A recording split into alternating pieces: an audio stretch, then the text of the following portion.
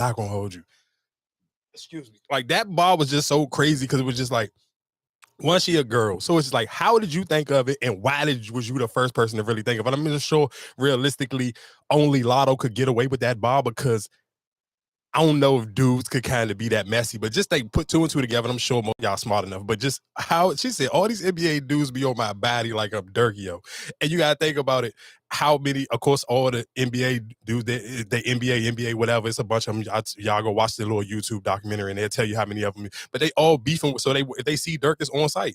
So it made it sense. Like they all oh my God. Like I said, I'm just having a fan moment because I do believe that Lotto is she just better than the rocket of other female rappers is out. And I'm just talking about aggressive where a man could get excited about a bar and it's not oh, how wet my coochie get or none of that. It's not one of those type of bars. It's like literally we talking about real rapping. That was like bars that a dude could have said. Like that last line, a dude could have said it. Maybe he probably would have had to say it another way because dudes on my body, it would have been a little bit different. But that line was hard. I'm not gonna hold you. Like you gotta give Lotto some credit for that bar because it was just crazy. And I'm not gonna lie to you. I'm not here to do no wrap ups. Because I see a lot of people and I see a lot of people doing their wrap ups already.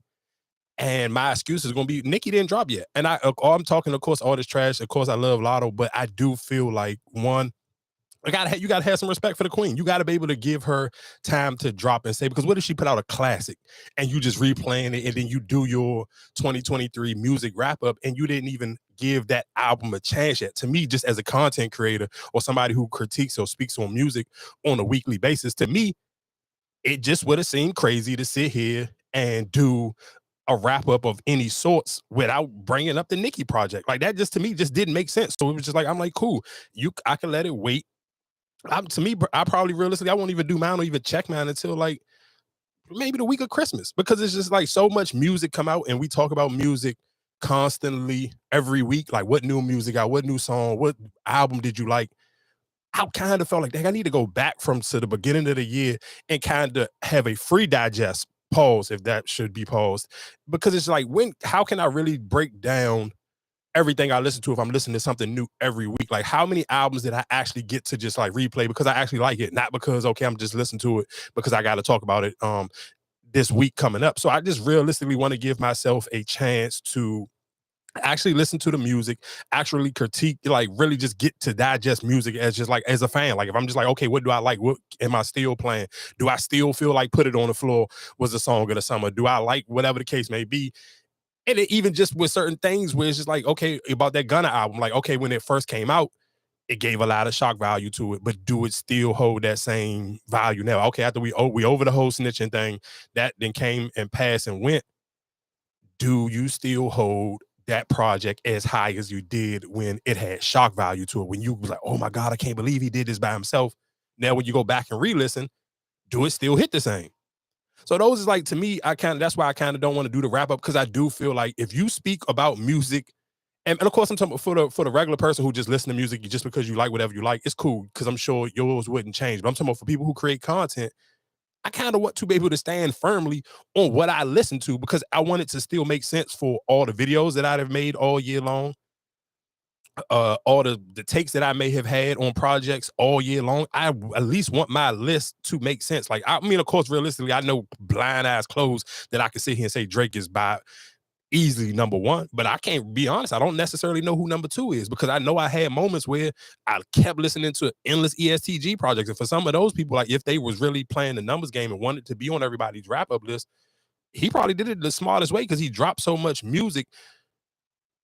Even if you were just listening to just figure out what you like or you don't like, you kind of will play a lot of his music. So to me, just thinking off the top of my head, somebody I know for a fact that I did play a lot outside of Drake, of course, will be ESTG. But like I said, I don't necessarily have it all right now, but that's just me freestyling it. And when I just heard that Lotto Joan, you get so excited when you just hear some good rapping from I don't even care if it's man or woman, but just to hear some good rapping, it just gets you super geeked up. And real quick, can I give, because we talk about well, at least I know I do, and we do on this program. And Marcus is being in a few, of course, it's the holiday season, so his work schedule is OD, so he'll be here in a few minutes. But I want to talk about this young lady. Her name is Juju Watkins, I believe, and she plays for USC. And I don't necessarily know who do you call out, because I went on a couple of different pages, like, and I guess if it's not big games, if people don't know, I'm talking about college basketball. I'm talking about women's college basketball. She plays for USC, and of course, we talked about Caleb Williams. He plays football for USC. Of course, Bronny James goes to USC on the men's basketball team. But I'm just looking at I'm like, dang, it ain't even no real clear, like, I'm talking about high 4K videos of her hooping. And bro, she literally, I think they five. I want to say they like 5 games into the season, bro. She done scored like 30 at least 4 times this season already. And I'd be so mad because some days my days be busy and I'd be like, dang, I didn't get, like, I have to sit here before this week is over. Probably tomorrow when y'all hearing this, I'm gonna make sure I do a video just even highlighting her game. Because one, of course, the conversation me and Marcus have had about just men have to, I guess, take the lead when it comes to promoting just women's sports in general or women music, whatever the case may be, because sometimes I just don't know that hate that y'all got for each other where it never gets done. And that's just so sad to me because I always had these questions. It's like, I get it. It's cool. I understand how some women be like, okay, I'm not into sports, but then it'd be like, damn, what, you don't never plan to, like, let's say if you have kids, how you don't want to pave the way early for your kids. And that's something that Kobe did. And I think a lot of people love that. I think that's even especially a hit that WNBA may have taken losing Kobe, because he was like one of the forefathers or the people on the front line for the WNBA. He even made that orange hoodie cool. I think that was like one of his, of course, him and his daughter, what they was at, it was a Lakers Mavericks game, and that was one of the last pictures that they had with each other at that game, and he had on that orange hoodie, and that is a iconic picture. But you've seen so many people, especially when Kobe passed, buy that orange hoodie. So it's just like, realistically, me even looking at her, I'm just like, dang, it's crazy because every video, like, even though John post, like, the videos just be like, bro, is this 2023? Like, why does video just look like this? Like, there's no real, it ain't no effort. Like, you see that it's a difference, though. If I go look for a college football, if I go look for a USC game, if I go look for some Caleb Williams clips, bro, them videos is going to be super HD. Damn near look like it's 3D. Like, I could just jump through the screen super clear. But when I'm watching this jump for the women's basketball, it's just like, bro, why is this video so blurry? You barely can even see it. Like, and that get discouraging for even somebody who create content. Like, I can't even really get a cool, clear video to post behind the jump. So, I mean, that just being said, and I do think, of course, because Angel Reese, and it's so crazy because I seen this, shout out to Angel Reese. She really get into that bag. I literally seen a tampon. I want to say it's a tampon commercial. It was a tampon commercial. Angel Reese. I almost literally feel like, dog, I would be doing us a service if you just kind of don't play it, because it's fine. I ain't even gonna hold you. Shout outs to Angel Reese, dog. Like, this commercial was crazy.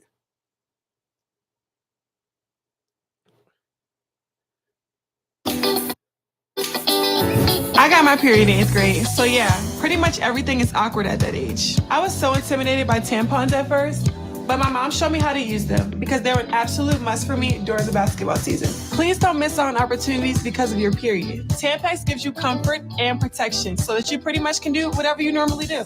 No see, no feel protection. For a better way to period, just add Tampax. Again, shout out to Angel Reese. To me, that's fire. And that's one of the reasons when I'm sitting here saying, even if you're a woman and you don't like sports, why you should sit here, because unless you just saying, hey, I ain't having no more kids, I don't got no little girl who gonna want to play basketball or whatever the case may be, and none of my nieces gonna want to play, then cool, you can go about your business. But I'm just speaking to people who don't necessarily, you don't know how your future may be. And it's just kind of, so it's just like, okay, what if you have a daughter, and then what if her dad loves basketball and now she loves basketball like all of Kobe's kids? So it's just like, you kind of just want to sit here and let me be the first person to take a leap and let me start pushing this stuff forward, because you don't want it to be like, only thing the young girls gonna have to look up to is Sexy Red. Like, are we being serious right now? And that's, you know, what's so funny, I guess, why we can kind of even tie this conversation in, where it's like, I watched how many, now don't get me wrong, I seen a lot of women sharing the Lotto freestyle, but then still seen more, it's more women out here who would run. Sexy Red dropped a new song this Friday that just passed. And it was supposed to be, what was it supposed to be? F my baby daddy, F my baby daddy. But she kind of like, that part came in small. It wasn't like, so, and I think it was like, clap, clap, clap that booty cheeks or whatever the case may be. Don't get it twisted. I'm not gonna lie, I'm sound like a hypocrite, because that song actually cranked for real. Like, I like that song, but it's still just like, what are we looking at? And then I always complain, just like I said, when we talking about, of course, and we're gonna talk about Natalie Nunn later and her, whatever she had going on at Pop. But so it's just like, do you sit here and want that to be all this kind of like what young females are gonna have to strive for. Cause it's just like just as much and realistically, if you comment on this stuff, you look at it, you follow these pages, you like them, all you do is add to the fire because that's what people look at. They look at they look at the algorithms. Okay, what people like, what get people comment the most. So that's what they're gonna constantly sit here and feed you because that's what you like. So it's just like, dang, if we don't really sit here and set no type of tone or no trends for people to sit here and let's support these athletes. And I'm not even making it a color thing. It could be black, white, whatever the case may be. And I do feel like realistically, I kind of wanted to save it for Marcus, but we could kind of get into the Renaissance situation right now, where it's like, because me and Marcus talked about it when we was talking about it with sports. It was we talking about Angel Reese and we was talking about Caitlin Clark, how that when they had their when they had their home opener or whatever the case may be for that Caitlin Clark game, and they played inside the football stadium. And then Marcus was just like, yeah, black people won't show up for other black people like that. So that's never gonna be able to happen for Angel Reese.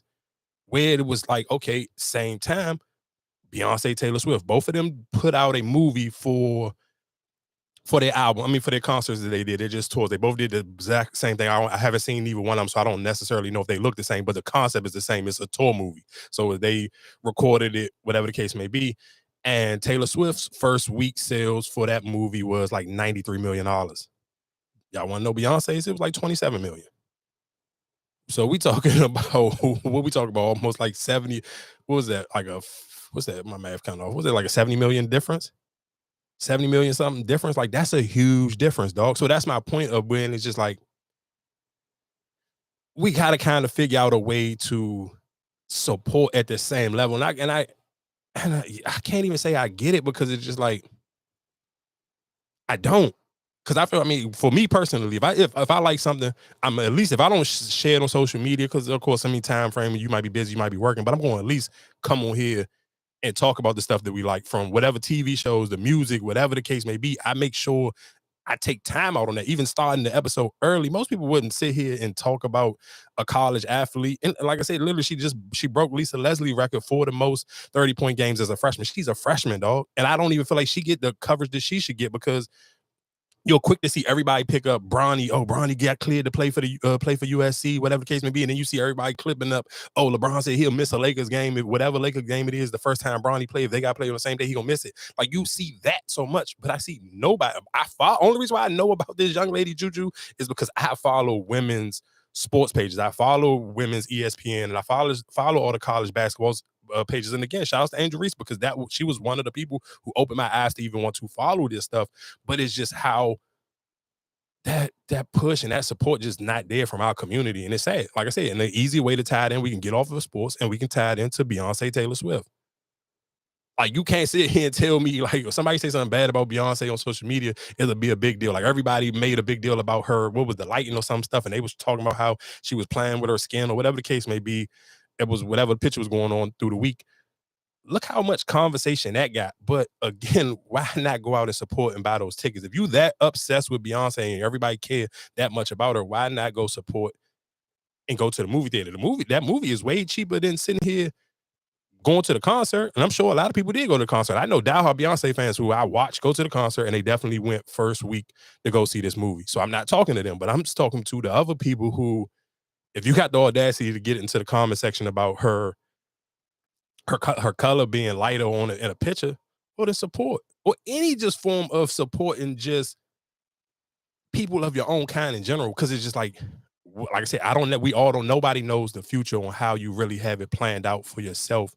So it's like, how far behind the 8 ball do you want it to be when it becomes your kid or it becomes your niece or your nephew? Like where it's like, dang, what if I would have been supporting the young college girls basketball from when Mikey said something? Let's say if it's 10 years ago from now. Think about how far in advance it could be 10 years from now.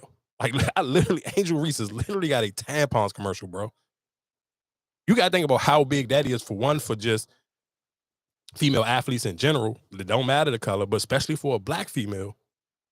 To now, think about 10 years from now how big it could be if we get behind it and support it now and stop acting like, oh, I don't care because I am not into it. All right, well, don't care until it, like I always say, until it knock on your doorstep, and then that's when you're going to care about it. So, I mean, that happens. I ain't going to drag it out too much. Let's get to something, though. That load You new to the YouTube situation, like, share, subscribe, tell a friend to tell another friend about the pod, baby. Please help a brother out.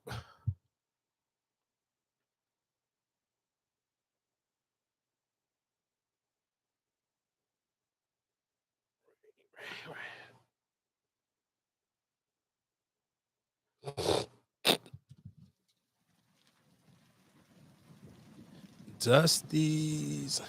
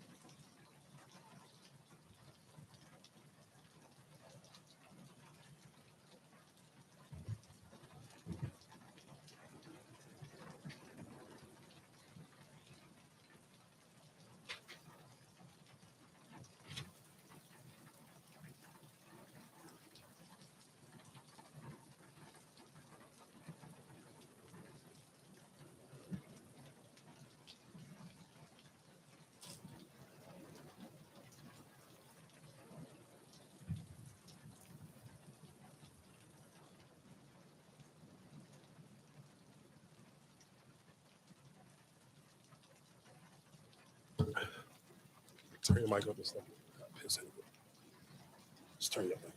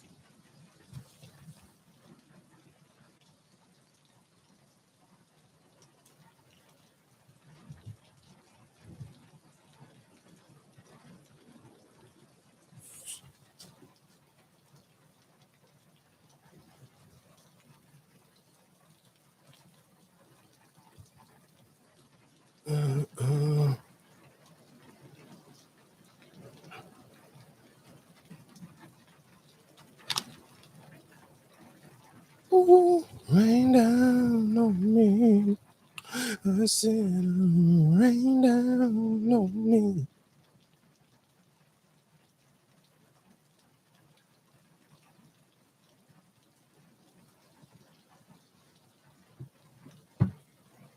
You ready?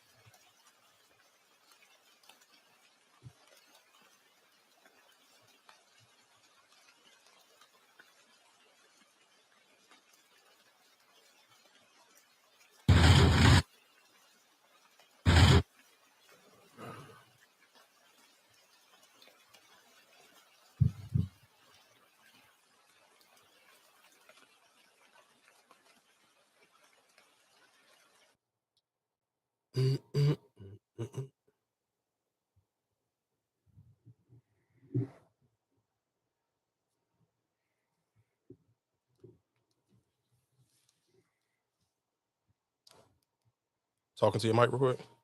Yeah. All right, bet.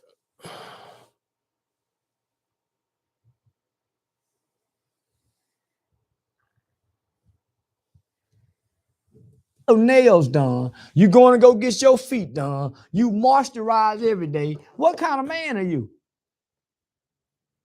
You said get your hair cut every week. What kind of man are you, homie? You somewhat of a homosexual man. That's what I'm saying. So I'm saying you get your hair cut every week. That's feminine. If you get your hair cut every week, homie, that's damn near feminine to me. Because you getting your hair done, you getting your nails done, you getting your toes done, and you moisturizing your body. That's a woman's body. Literally, if you look at it, homie, a man normally is dirty because he got a trade, he got a skill. Normally a man is musty, man is ashy, shoes dirty, because he's actively involved doing something. The nigga sitting around just cute and pretty all day long. He ain't never dirty. Every day he cute. Every day he pretty. Every day he well put together. What man did he get that from? This is amazing content, man. What man did he get this from? You get that from your mama. You ain't never seen your daddy sitting up lotioning his leg, my nigga. Putting lotion. You ain't going to go get your nail. Oh man, shout out to Charleston White. And I will find the other clips from him on Cam Newton podcast a little bit later. But I do want to give Charleston White some credit because one just real quick, to a lot of you content creators, bro, y'all cannot duplicate what he's doing, bro. Just allow that man to cook and allow him to cook in peace because he just go crazy. And he's coming from, to me, I feel that way. Y'all know I've been said that about just the whole getting your nails and hands and all that other wild stuff done. It's just like, what's the point? And then even just No. But the haircut and all that other stuff too. I'm with you. You see how I'm thugging it out right now. I ain't been to the barber shop in like 2 months now. No, but you also is we in the day and age like that was you. I get what he was trying to say. You're metrosexual. That was a thing. They stopped talking. I mean, yeah, but they stopped using that word because at one time that was a word for sure. You was more well upkept than a female. You was metrosexual, of course. So that was a thing, at one point. But they stopped using that word. I don't think that's because I don't think that word in 20 years. I don't know when that word stopped being a word, but at one point in time it was like when skinny jeans first started to get popular. That was the word. Well kept and up, but it's not. There's nothing wrong with it. I mean, it's nothing wrong with it, but let's be but that's what I'm saying though. But let's be real though. I do think sometimes. As a man, like, when do I really? Sometimes you just don't care about all the extra stuff. Like, I don't really care about just. You don't. But at the end of the day, what are you trying to impress though? So you do have to keep it up too. Yeah, no, because then I think sometimes you got to put more emphasis on. And I put a perfect example where we could flip it. Look at fat dudes where they feel like I ain't got to go to the gym. I still get girls as is because I got a good talk piece. They ain't just gotta just good talk. You gotta have some bread too, but I mean, realistically, of course, you dress and you got the jokes. Okay, let's talk. Right, that's a lot. That's a lot. It is, that's but it's a lot. You just sit here and knocked off how many off your list of the boxes that most women gonna want checked off. Yeah, of course, but still, me personally, I agree with him because I do feel like, dog, just sometimes just when you in your manhood, it's just like, bro, I don't care about none of that stuff. Like, I really don't care. Dog. I've talked about on here, but I don't even care about taking showers sometimes. No, you do care to a certain extent, though. Yeah, you probably do care. You start on a date. If you go on a date, you're gonna get your shit done because you're not dating. Or whatever the case, of course, for sure. So it makes it easier. So if you're dating and moving around, you got, what I'm saying, do you want to do it? Yes, but I do it. But I still agree with him where it's like, I think you gain more confidence and you get more comfortable in it if you can still pull women and you don't have to fall in line with all of those tricks that everybody doing. Like, that's too much. Like, hey, come on, me and my girl about to go get our feet and hands done. Like, come on, dog. I don't care. I've never been with the hand shit, but the feet, yes. Yeah, but that's because you work and you work on your feet. But you need your feet. You're not about to sit here and say you need your feet to walk. I mean, no, don't get me wrong. Like I said, I can go without it, yes, because you got to pay. Because they charge us a little extra when when men get their feet done compared to women. They charge us a little extra. I don't know. I never done it. Yeah, I've no, never even planned on saying. doing But it. but I can tell you, you get it done, you be like, damn. Like me personally, I go to sit in the damn chair, the little massage chair, like that. I'm for it. Like that's what I'm saying. Like no, the relaxation and all that. Yeah, but that's like I said, I do. But realistically, like I my think, hands, I'm not getting my hand. You know what I'm saying? Like I've done it before because that was the package. But me getting my hands, not like I don't care. Just free game to all dudes, and I'm not trying to step on no barber's toes, but I'm not gonna tell you, I'm not gonna lie to y'all. Buy you some clippers, dog. And ladies, just for your, and some women probably won't do it because you want your man to go get a fresh haircut every week. Then cool, do your thing. But I'm talking about to the dudes that you single and you out here banging it, and you kind of just want to give yourself a half decent lineup just so your mustache or beard won't get too crazy, bro. Just get you some clippers. And I'm not gonna hold you. At one point in time, because I was buying the clippers, and the clippers ain't cheap, and especially not no more. Because I was like, damn, these same clippers, I thought they used to be like 60. They like 100 now. But realistic for what? These clippers. This ain't an ad, but these socials are $100. They used to be 60 back in the day. Yeah, you bought them for what? To shape myself up. No, you tripping then. You bought $100 clippers for what? You don't know what you're doing with it. You could have just bought some regular damn clippers that they sell.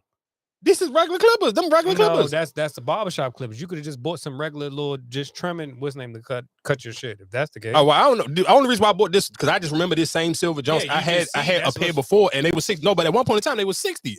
This time it was just like I'm one of the people out there you get to the register. A shape up, like you. Yeah, I'm just hitting my mustache. Man, you could have just did some regular damn. No, but just I'm just what I'm saying. Sometimes, especially as much as my head just grow a lot. But so. You gotta hit them with some stronger clippers though, dog. I ain't gonna hold you. I hate what you're saying, but you're not supposed to sit here and say I paid. You might as well just went to the barbershop. You paid $100. No, so listen to it. No, but listen to what I'm saying. So think about this though. If I was going to the barbershop, and this is the math that I had to do. If I'm going to the barbershop, or let's say every other week or every week, that's $40. Though you sitting here and say, okay, I ain't been to the barbershop in 2 months. You talking about you sit here. Let's say if you was going 40, if you was going 40 every week, that's what 81. What is that? 160. That clippers pay for themselves. No, it don't. Because you ain't getting the same outcome. Yeah, of course you're not getting the same outcome. Then, so it don't pay. You just paid $100 to do what?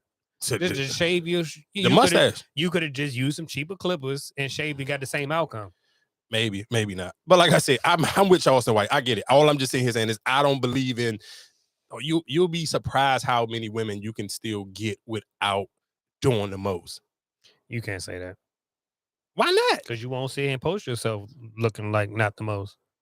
You crazy? Are you crazy? We done had this conversation a million times. You won't. Why not? What's the difference? Huh? You won't go. You will not sit here without no shape up and all that. You will not go on no date like that.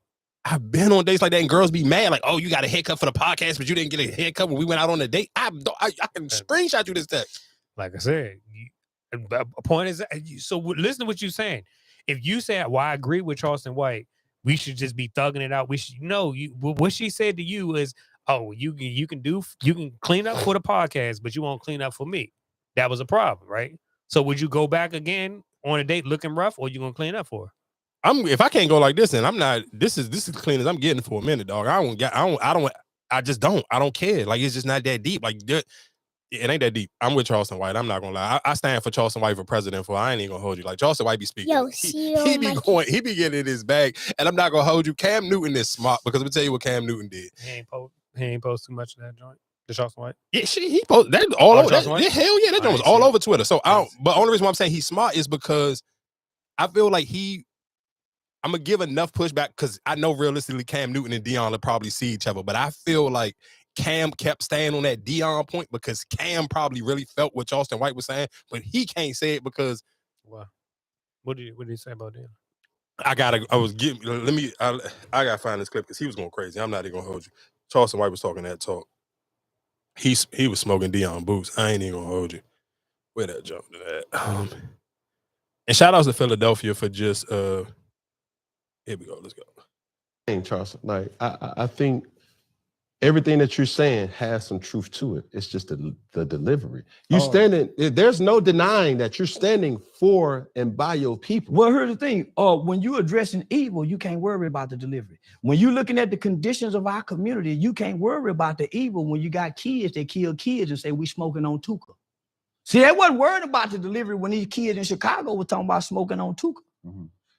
They weren't worried about the delivery. I ain't got no manners for no slut. I'm gonna put my thumb in her butt. The delivery? I like girls kissing girls where I'm from, and that's on the radio. Girls on girls, that's promoting lesbianism to my daughter as we driving to school. This song they playing with Drake. Y'all worried about the delivery? These niggas talking about killing each other. They really, that nigga Thug said, nigga, I shot at your mama. You don't mention me no more. He really shot that nigga mama. And y'all worried about my delivery? These niggas are confessing to murders on songs. And y'all worried about my delivery? The conditions of black sucking them, talking about booty hole. Y'all worried about my delivery? Come on, don't be hypocrites, black people. Y'all can't listen to this music if y'all so caught up in my delivery. Don't do me like that. And the way y'all snap and pop y'all pussy to this music, the way y'all kill and drill to this music, don't trip about my delivery. Hey, yo, Easy, why you wear your pants like that? I wear my pants like that because that's easy access, baby. Easy, why you talk like that? I talk like that to get my point across. Because when I wasn't talking like that, wearing a bow tie, y'all wasn't paying me no attention, and I was going to the Supreme Court changing laws and legislations in this country. I was working with over 50 U.S. congressional members, from Ted Cruz to Mark Rubio, Senator John Cornyn. I was on the front page of the American Bar Association Journal. I had done a study with News 21, Walter Cronkite School of Journalism. Y'all wasn't paying attention then. So, nigga, I gave y'all what y'all want. A ignorant motherfucking nigga that talk like them rappers. Now y'all listening. Now y'all paying attention, huh? I got y'all attention, checkmate. Now let me tell y'all what y'all need to hear. We fucked up as a race of people since y'all so caught up into my delivery. 5% of children now are catching HIV from ages 13 to 21. What y'all worried about? 85% of the new chlamydia, all the new cases are teenagers. What y'all so caught up about? Nigga, only 35% of most kids in inner cities can read on or above their grade level. What the fuck are y'all talking about? These kids can't read. Podcast. Come on, my nigga. So we gonna be real. Let's be real. Again, that was Charleston White on Cam Newton's Funky Friday podcast. And shout out to Charleston White. But anyway, I guess what I was saying is with the Dion thing, that wasn't a clip about Dion, but he basically was saying the same thing that we had. I mean, we played a clip of him, maybe what was it? Maybe like 3 months ago now, when he was saying F Dion, F his kids, whatever the case may be. And Cam Newton kept basically saying, well, don't say nothing on here that you wasn't saying somebody's face. And then he doubled down on it, tripled down on it. He said, anything I say, I'm willing to go to jail or send a nigga to hell about. And the Cam Newton just kept trying to give him some pushback, but just like he said, I'm not necessarily mad at Dion. I'm mad at the black community. Y'all follow Dion. Y'all sit here and turned this Colorado situation into $1 billion industry to go sit here and follow the white people. And y'all don't care. He's like, when the last time y'all watched the HBCU game? Nobody don't care about the HBCU no more. Nobody don't hashtag HBCU games or none of that. All of y'all, like I never did. So what are you saying? People did. When Dion was at Jackson State, people was.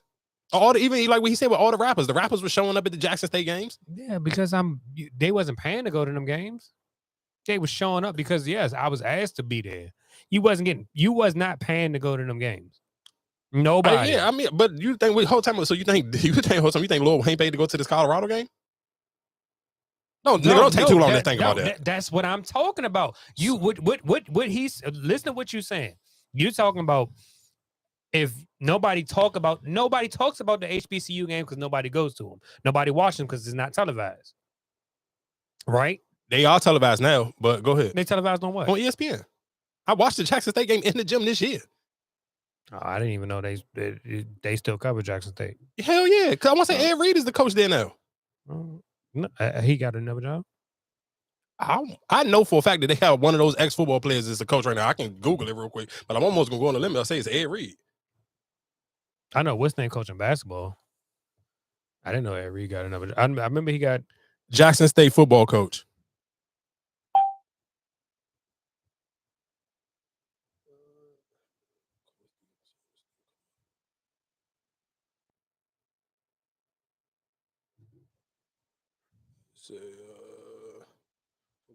I want to say CT Taylor. I don't know who that is, but yeah, I'm about to say I know. Damn. Oh, it's still a black. He's still black. He's still a black ex-football player.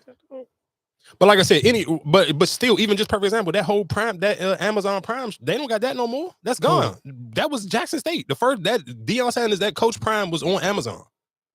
It was on Amazon. Yeah, you can still watch it right now. You can still go watch the last season Coach Prime. It was on Amazon. Yeah, that was something that he bought there. Yeah, he took it now to Colorado. Right, because that's people backing him endorsement wise. But these other HBCU schools that's been existing for God knows how long. The battle of the bands and stuff. Nobody. When the last time you seen the battle of the bands? That's more important than the damn football games. Yeah, but I get what he was saying. Like I said, if you kept that same energy there, you would eventually build it out. If Deion didn't go to Jackson State, guess what? We wouldn't be talking about HBCU schools. Yeah, but he did. So we talking about it. It's not if he didn't, but he did. But he's not but my thing is because he went there. Now that y'all talking about him, if he did not go there, he went to Colorado State. Y'all would not still be talking about HBCU schools.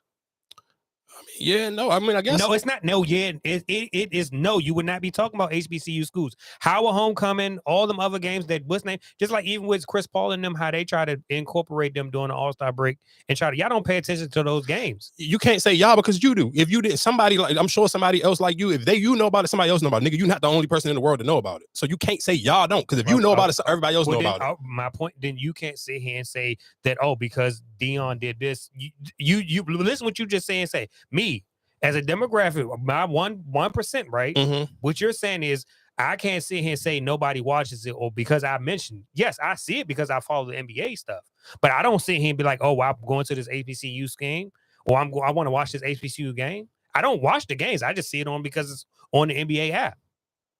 But that's what I'm saying. But a lot of y'all keep saying because of Deion, it's other teams on there that's HBCU schools. Y'all don't support.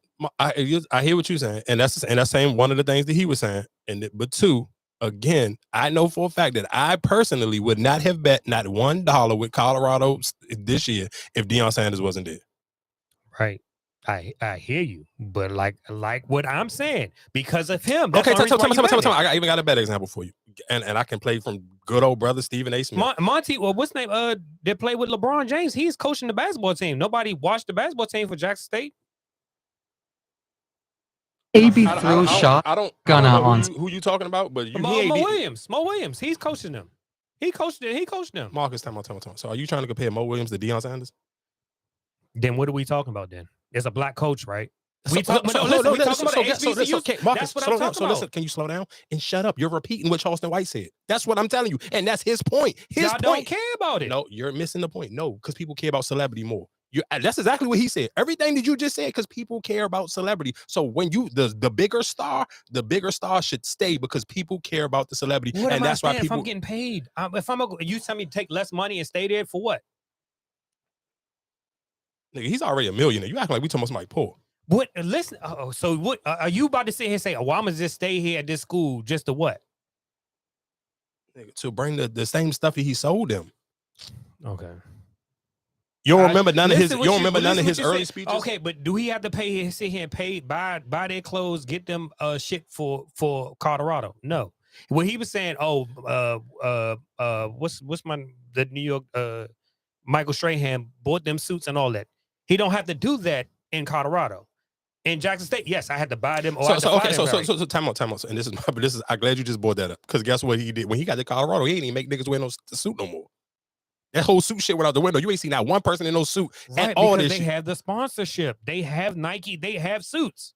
They have their gear. Yes, you don't have to wear that. You didn't play that sports. Point, that point you just made. Not play sports. I played sports in high school when we was. Nigga, this is college. It's not fucking high school, nigga. Shut right. up. So that's what I'm talking about. He was trying to establish them and say, hey, this how you supposed to present yourself. That's what he was trying to do. So can I ask you a question? Listen what I'm saying. They did not have the money to wear suits and track suits and all that. That's what I'm trying to tell you. So can you ask my question then, Marcus? So why did he got to Colorado? Why didn't he keep that same feel? Because they already have their stuff established. That's what I'm saying. So what you say? So Tamo, listen to what you're saying. So because we already, so you think the Jackson State don't have you went to Lago, y'all had sweatsuits at Lago. You think Jackson State don't got sweatsuits? What are you talking about, dog? Are you being serious right now? Okay. Howard sponsored by Jordan. Who's sponsored by Jordan? Howard. Right. They have sweatsuits. Yes. Right. So Again, So hold up. So your homework for the weekend is just go watch the Amazon thing on Jackson State. If you think they don't have sweatsuits, listen. Okay, so they don't. So then why did he have to get suits for them? Because guess what? He wanted them to look a certain way because they went to an all black school. That's why. And then when he got them, took them to a white school. He let them do whatever they want. I wish you would just have some type of sports. So what you're telling me? What you're about to sit here and say? Yeah, I only made them to look presentable by putting them suits on because it was an all black school. Yes. Okay. All right. So why he didn't do it? Just tell me why he ain't doing it in Colorado then. All right. Well, how many football games you been watching in your life? Nigga, in the NFL, have you seen anybody with suits on? No. Okay, then. So what are you saying? You say I'm trying. No. What are you about to sit here and say that? Oh, I'm just trying to make you look presentable because you're black. Put a suit on. You explain to me why that? No, I'm just saying. When I played, but that's what we did. Marcus, home and away games. Slow down. Just listen to what you're saying, and then you explain to me why you're saying what you're saying. Listen to what you're saying. Home and away games. That's how we did it. What you're trying to say, you're trying to sit here and say he should have just stayed there and presented them to this, right? This is what I should have did for the HBCUs. I should have stayed there, right? Not better myself and go to the big money. Okay. Stay here, right? So I'm sitting there saying, oh, wait, no, you need to put a suit on or whatever to present yourself to them that you're qualified. That's what you're saying. And what you're telling me is I should have stayed there to keep doing this, to teach them. You those 2 points don't go hand in hand. But go ahead. Okay, but what you're saying is Charleston White was wrong for what he's saying. No, I said Charleston White was right. I didn't say he was wrong. Right. I agree with everything he's saying. You saying Deion should have stayed there. So I'm saying why should Deion stay there? We already had this conversation on this podcast before. We don't got to repeat it. But like I said, I just want you to listen to what you just said. No, I'm asking you, but why should he stay there? Because he took the same reason why Stephen A. Smith and everybody else got on the radio, on all the TV shows today and said if Deion Sanders was coaching at Florida State wouldn't have got snubbed for the NCAA tournament because he brings a different level of eyes to the games. So I guess you ain't hear that neither today. What, nigga? Talk. What are you saying? It's a yes or no question. Did you hear it or not? No, okay, then cool. Then slow down. So that's why I said, okay, so cool. So that's my point. But it happened, and that's what everybody on all the sports shows sit here and said if Deion Sanders would have been in Florida State would have not have got snubbed for the NCAA tournament. For the college football tournament, Florida State wouldn't have got snubbed. They was 13-0. An easy schedule. No, they just feel like they don't just bring enough eyes. No, they had an easy schedule. Look at the schedule. Who they played. Yeah, but their point is, if you would have had Deion, it wouldn't matter. Because guess what? They wanted Deion to win enough games. Because trust and believe, if he would have won enough games, he would have been in one of them bowl games. No, he wouldn't. How? Marcus, guess what? No, if he won the game, listen what you said. If he won the games, right? If he won out, yes. If you won out, you had a better record. I'm gonna put Colorado in there. Why? They have a better. What do you mean? No. Why? If Colorado would have won 10 games, you don't think they would have been in the bowl game? No, they wouldn't have. No, not with 10 games. How many games in the season? It's 13. 13. Yeah. So you saying they only lost 3, right? Colorado, no, because what's name didn't even make it. Georgia didn't even make it, right? And they won the championship last year. No, they didn't. But so listen to what I'm saying. But hold time. Listen to what I'm saying. So who do you think had more games at the beginning of the season? Georgia's undefeated, right? Okay, no, Georgia lost. So they lost to Alabama this weekend. But in the season, they didn't lose in the season. That was a bowl game, right? Right? No, that still counted as your regular season. That was a regular season game. That was their conference. That was your conference. Whatever conference you in, that was like 12-1.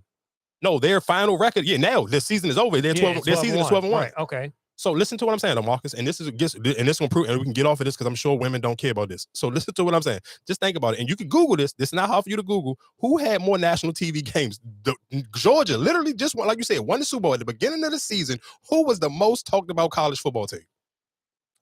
Right, but who picks the games? I mean, when it comes down, it's still a board. All I'm asking you is who was the most? Right. Who had the most national TV games? I don't think you know about college sports. College sports always go by your schedule, though. That is a thing. right? Yeah, I get. Listen, Marcus, what I'm saying. When they picking the team, that's why. Listen, Marcus, slow down. Just slow down because listen to what I'm saying. Or you have to slow down and listen to what you're saying and listen to what I'm saying. I asked you a question. I don't care if we jumping all over the place. I asked you who had the most national TV games at the beginning of the season. It's just an answer. All you got to do is answer the question. We all know the answer. You don't want to answer. It was Colorado. And the reason why Colorado, because guess what? Colorado only won one game last year. One game. The Georgia was the national champions. And Colorado still had more national televised games than Georgia at the beginning of the season. You know why? Because guess what? Deion Sanders brings eyes. That's it. That's not even up for us to debate. That's not even that's a fact. You absolutely right. Everybody in their mouth was I'm sitting not here about to sit betting. here and act like I watch football like that, college football. I'm not pretending.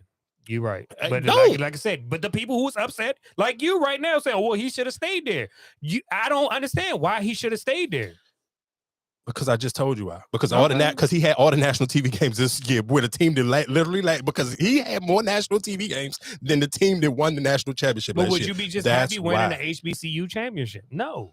I don't feel like it changed his former lifestyle. He still was him. He still was gonna be him regardless. But like I said, we can switch the topics. But I just literally shout out to Charleston White. That's all I want to say. And shout out to Cam Newton for being smart enough to figure out, for one, to allow Charleston White to cook and not allow him to really get upset or really get in his feelings and cut Charleston White off. Like I kind of liked it. I was like, damn, that to me was, and don't get me wrong, I think Cam Newton does a great job at how his interviewing style anyway, but I was just surprised how he really didn't give no crazy pushback to none of his takes on the Deion Sanders, knowing how Cam Newton's the end of his career played out, even when he was in New England, how it was like the news reporters was writing, he's not a New England player. He come in here listening to all that hip hop stuff. So that even kind of for him to not to even really speak on none of that, that was crazy to me because I felt like that was the perfect opportunity for him. But he went to Auburn. That's not an HBCU school either, right? His brother went to Howard. That nigga played for a JUCO, so that's worse than an HBCU school. Who? Cam Newton. His brother? No, Cam Newton played for a JUCO school before he went to Auburn. Yeah, JUCO. When you don't. But have that's worse than age. No, that was because nigga, he was at first he was on the same team with what's the white boy that everybody love, Tim Tebow, and he couldn't get no PT, so he went down and then went back up. So he went to Florida. He went to Florida. He was playing on the same team as Tim Tebow. He couldn't get no PT, so then he went to JUCO and then went back and then went to Auburn. Right. It happened. Let's go to HBCU. Like I said, shout outs to Cam Newton for that, John. Again, like I said, shout outs to Charleston White. I think Charleston White be having some great takes. What was this real quick before we? Oh no, that was crazy. Talking about being some woman. No, I think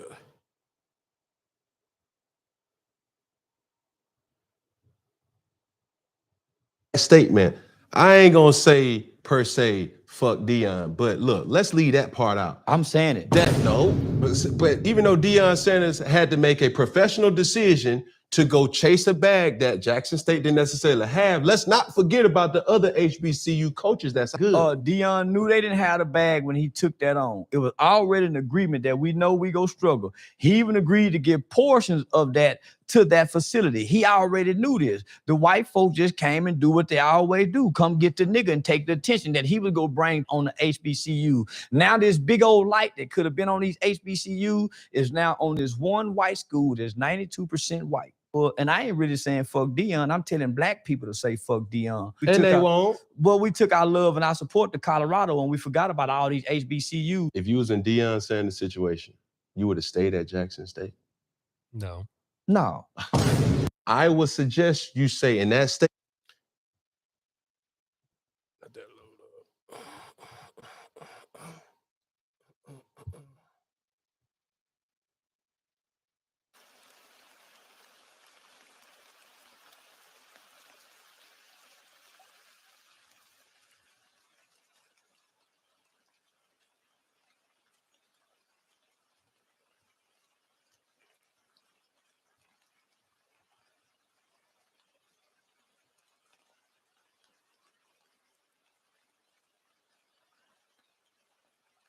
Damn. Oh, you owe me my apologies too. For what? Indiana. What happened with Indiana? What you mean? What happened in Indiana?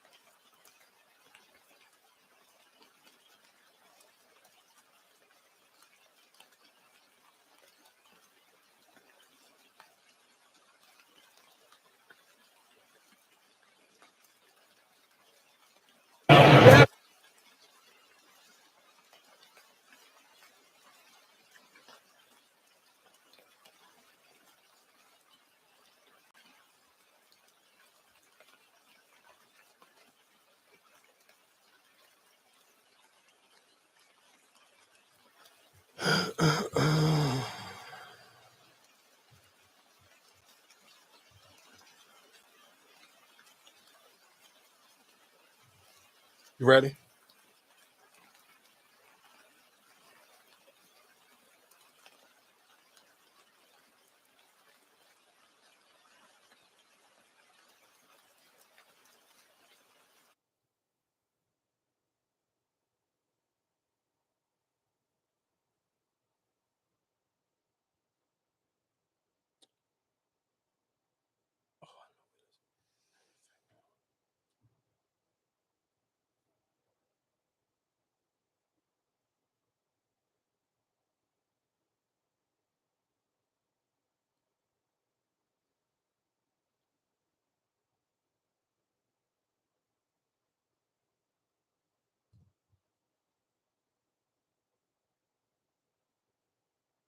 Are you gonna pay for these groceries a week?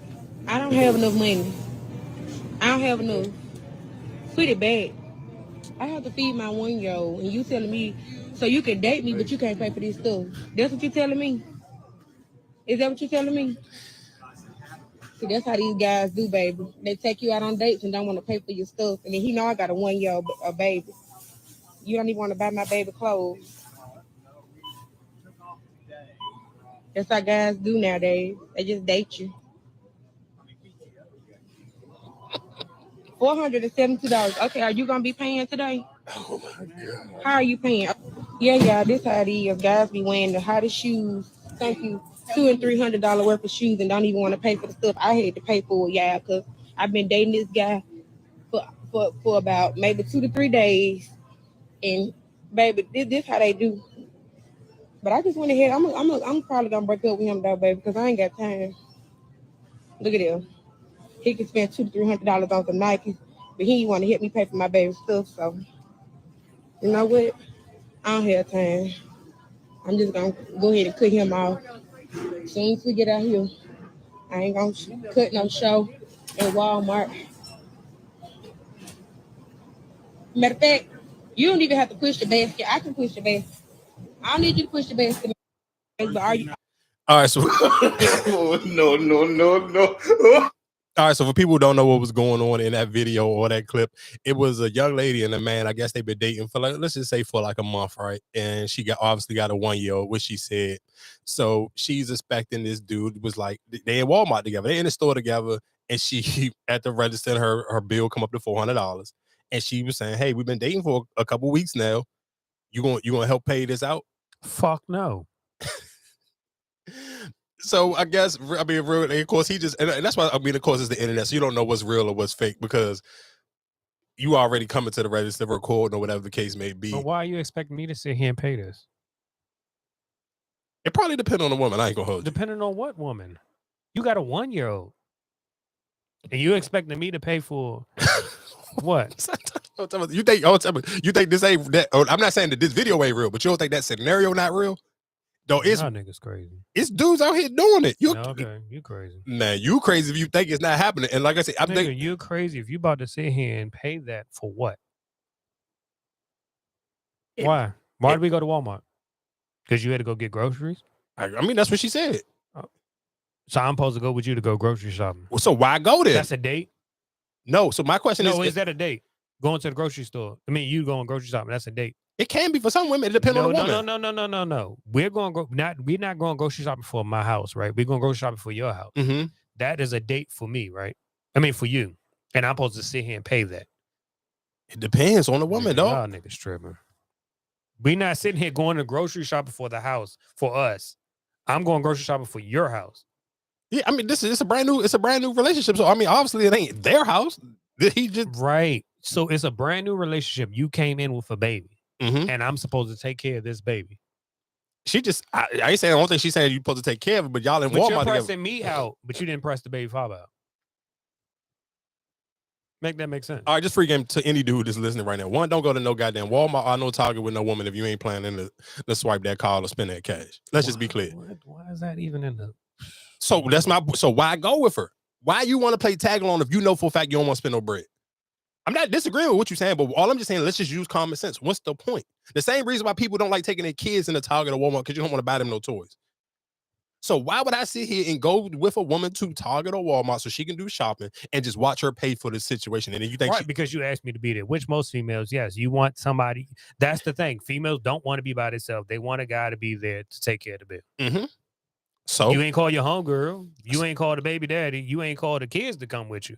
You wanted me to come with you, right? To take care of the bill. So that's my point. So if you know, if you already knew that was the, if you know that's the play, then why sit here and sign up for it? Nah, niggas crazy. That's my point. What's the purpose? What is realistically the point of you even going with her if you know for a fact you don't want to spend no bread? Just don't go. Okay, so if I ask you to go to Walmart with me, you want to spend the bread? As a, what you talking about? 2 dudes? No, I'm talking about for a woman. If I sit here and say, "Hey, well, I'm about to go to run them, I gotta grab some shit," you gonna spend the money? No, but don't. All right, then. No, what? Why? I hear listen to what I'm saying. I hear what you're saying, but I live in the real world. No, you don't live in the real world. If you about to sit here and spend $400 on a female for her household, she probably buying snacks for another nigga, drawers and all that for another nigga. Y'all niggas stupid. Get the fuck out of here, dog. Y'all be paying for anything. Listen to what I'm saying. I hear what you say, and I thank God I have kids. Thank God I have kids. If y'all niggas going for that shit, y'all niggas crazy. He ain't go for it. He didn't pay. I just bought it up because I seen a lot of people was on the fence about it. I'm just telling you realistically, if you don't want to spend the money, don't go. That's all you got to do is don't go. Man, 400. Shit. Yeah, that's tripping.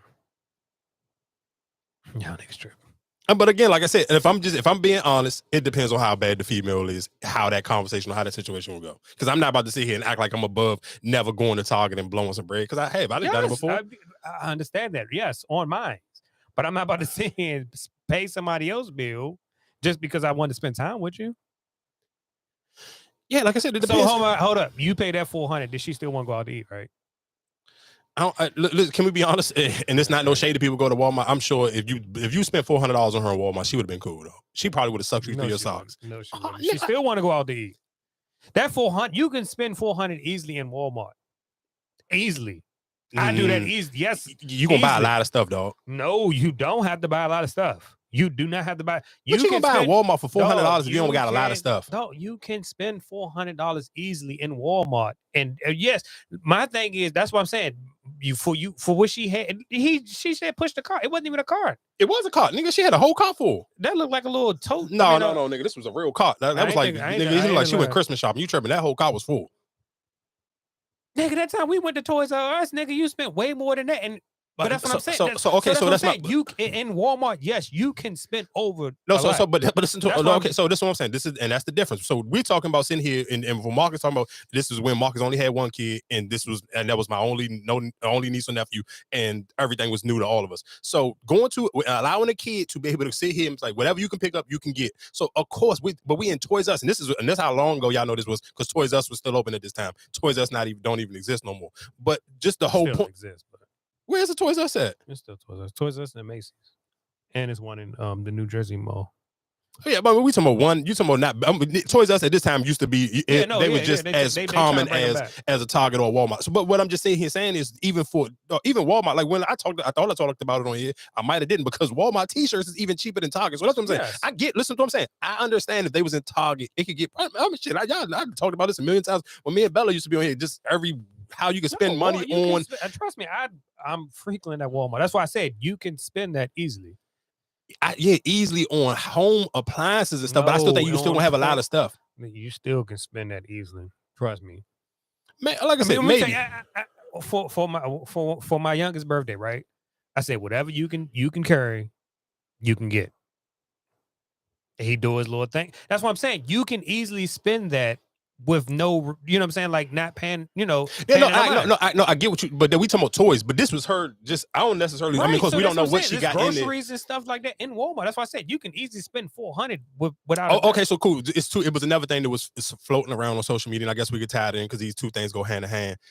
It was a girl who was going viral because she posted a first date situation at a restaurant and the bill came up to $2,000. So I guess my question of it is, and then for everybody who listening, would you rather sit here and go on a first date with a woman who's requiring a $2,000 dinner, or would you rather sit here and say, I've been talking to a young lady for a couple of weeks, maybe a month, and we go to Walmart and she looking out and asking you, can you help out on the cookout? And I do like the point that she said, you got these $200-300 shoes on your feet, but you acting stingy with helping out on a situation.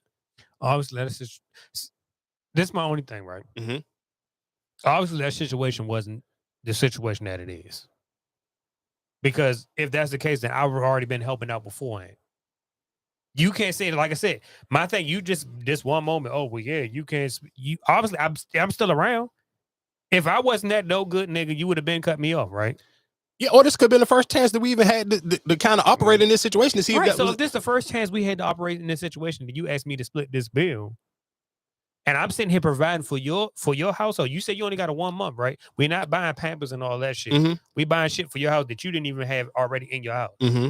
Or it's just time for the re-up. I had it, but it's time for the re-up. It's time to get some new toilet paper. It's time to get some new smell goods. It's time to refill up the snack jar or whatever case may be. This is what I say. Like I said, it all depends on how bad the female is. I'm not about to act like that it can't happen. It can't. And it 9 times out of 10, it has happened to everybody at least once or twice. It depends on how bad you. We talking about just a regular, degular. We no ladies, I don't want to argue, crazy. but if we talking about like a 5 or 4, even probably a 6. I'm not gonna do it for a 6, but if you talking about 8, 9, 10, man, you gonna spend that. You ain't even gonna think twice about it. You ain't even gonna care. Niggas out here play stepdaddy every day, B. It happens. What we talking about? We know. Think about how many dudes right now. The holidays is right around the corner. I'm sure that some of y'all are picking up stuff for somebody else's kid that ain't yours, dog. It just happened. It will. You No, it's cool, but listen how you just sit here and carry this. We're not doing Christmas shopping. You just talking about whatever random Walmart shit. And now you put me on blast because I didn't cover this bill. Oh, okay, and we can move on to something else. But let's just real quick. Let's just play hypotheticals. So let's just sit here and say, like I said, and it's not no shade to people who go to Walmart, but let's just say she said, okay, cool. Every day we've been to is Fridays, Olive Garden, what all that list of places that we talked about before the people didn't want to go to. So cool. So now you haven't realistically, you done got the cheeks a couple of times. Y'all been dating for a month. You'll say you hit like 5 times, and you ain't realistically even came out your pocket more than $200. Okay. Would you still feel some type of way that she at Walmart? You didn't literally, and I'm talking about she a super freak, and let's say she is 7. She a 7 super freak, and you ain't spent no real money, probably maybe like $200, and y'all have been out like $200 is real money, and y'all have been out like on 5 dates. but $200 adds up. What do you mean? And y'all been out on 5 dates. That's $50 a day, dog. No. You saying hold up? You saying I spent $200 on a date? Or No. Already 5. Y'all have been out 5 times, and you haven't spent no more than $200. Okay, right. Mm-hmm. Got you. And you saying now this is $400? But you done already then went to Pound Town a bunch of times. Okay, I went to Pound Town. Okay. What So did you get out of this? So you because still, you went to Pound Town, that's all. That's it. Because you went to Pound Town. What did you get out? Did you get a pair of shoes? Did you get your bills paid? Did you get anything out of this? no. So I spent the $200, but you want me to sit here and spend the $400? Or she said, at least are you gonna chip in? That's what she asked. She didn't say he had to pay the whole bill. No, I'm just here to fuck. I'm not about to sit here and no. Cool. Hey, listen, I'm just asking. I'm on. So hold up. So let me ask you this, right? So if you spent the money, right, and then she ghost your ass after that, then what? You take an L, then guess what you do now? Every time man, because see, you no, shouldn't so have guess took that what? up. You would've ain't paid But that guess shit. what? Listen to what I'm telling you. You're gonna take that L, and this is because I have a lot of conversations with a lot of females, and then guess what most dudes gonna do? I literally was just talking to a homegirl literally before we started recording. She was sitting here saying how she was talking to this dude, and they've been texting for like 30 days. And she's like, "Bro, we ain't went nowhere, no nothing. I'm tired of texting him." So he reached out to me again. I'm like, "Man, I just see what he was talking about. Like, hey, I'm trying to go to a spa joint. It's gonna cost like $150. You want a treat?" They haven't been nowhere. He just been literally texting him, trying to text himself into some cheeks. They ain't been nowhere in 30 days. So, but guess what? Most do. But the first thing he told her, can we link up first? Because I don't want to sit here and feel like want to feel like no trick. I'm just sending you 150 and I ain't even seen you yet. What's wrong with that? So, but this is what I'm saying. But guess what? I'm 100% positive a dude only feel that way because you have literally been a trick before. You literally got finessed out some bread, so now you feel some type of way about spending money. Okay, but that's my thing is you telling me just, hey, well, we went out a couple days, you gave me some ass, but now because your bill came to 400, I'm valued. What if your pussy not worth the 400? I'm just hitting it because it's convenient. Your pussy can be convenient, right or wrong. So, absolutely right. So my question of it is then, should you have that conversation? Have what conversation? No, your pussy not that good. I don't want to spend the money. Yes. No, what? Why would I have that conversation? I'm still going to get the pussy. I'm not just spending $400. Now, what did she cut you off now? Now that's okay, fine. Then I go to the next one. I didn't spend no money. I didn't spend that $400. Oh, okay, cool. I hear what you're saying, and I think realistically, for all the everybody who is listening, especially for the male listeners. Don't dump all your eggs in one basket. No. What I'm just saying is, you have to be honest with yourself, and get over feeling like you've been tricked before, finessed out of some bread. Because and the reason, I'm gonna tell you why you got to move over and get over it. Because realistically, you're going to have your guard up towards a female who don't deserve that guard to be up. And that's the same way with women, because they got some type of baggage or some type of wall up that they need to drop down as well. Because a lot of people don't want to get over that. But here's my thing, right? Now, if you sit here and come to that situation, right? Like, damn, I don't have nothing else. I need this for the kids, whatever, boom, boom, boom, just to make them happy. Mm-hmm. That's cool. But what you saying is your expectation is you expecting me to pay. Like, if I just say, oh, damn, it is the holidays, I don't want to see her struggling, whatever. I know what she's going through. Her times is rough. Mm-hmm. I go ahead and take care. But you sitting here, oh, well, you got these shoes on. You ain't doing, you know what I'm saying? Like, that's like you, what's the little bammers to be outside with the panhandling? Yeah. Like, oh, well, damn, you ain't giving you driving this fucking Bentley, but you couldn't give me more than $10.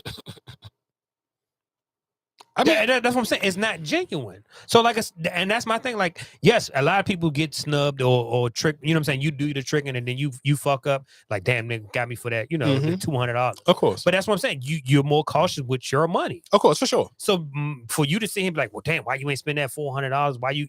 But you put me on blast. Well, how you know I couldn't have gave you rebursed it or whatever? I didn't have it right now. I could have just, all right, here go the $400 you just spent. Yeah, of course. I mean, of course. Put me on blast to try to show off like that. Nah, then I'm not doing it for you.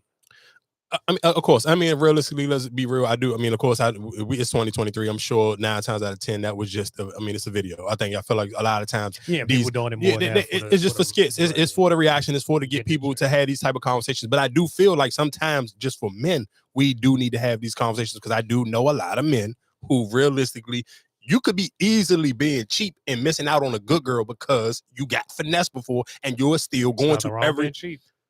It's nothing wrong with being cheap, but it's something wrong with not getting over sitting here just getting finesse before. Okay, get over it, dog. You got finesse. The same way you had bad coochie before. You're not about to say I'm about to go gay now. I'm only trying to get some dick now because I didn't have bad box. Like, no, that's not what you're about to do. So, nigga, why are you still holding on to that? Okay, and not to go back to the whole Dion and shit, but I'm just saying. So if Jackson State was finessing me, they was using my likeness, and I wasn't getting paid. But now I go to this bad, I'm going to this big school where I'm gonna get my money's worth, and I'm gonna get, you know what I'm saying? Like, is that not the same thing? I get no, because I don't know how those two things go hand in hand.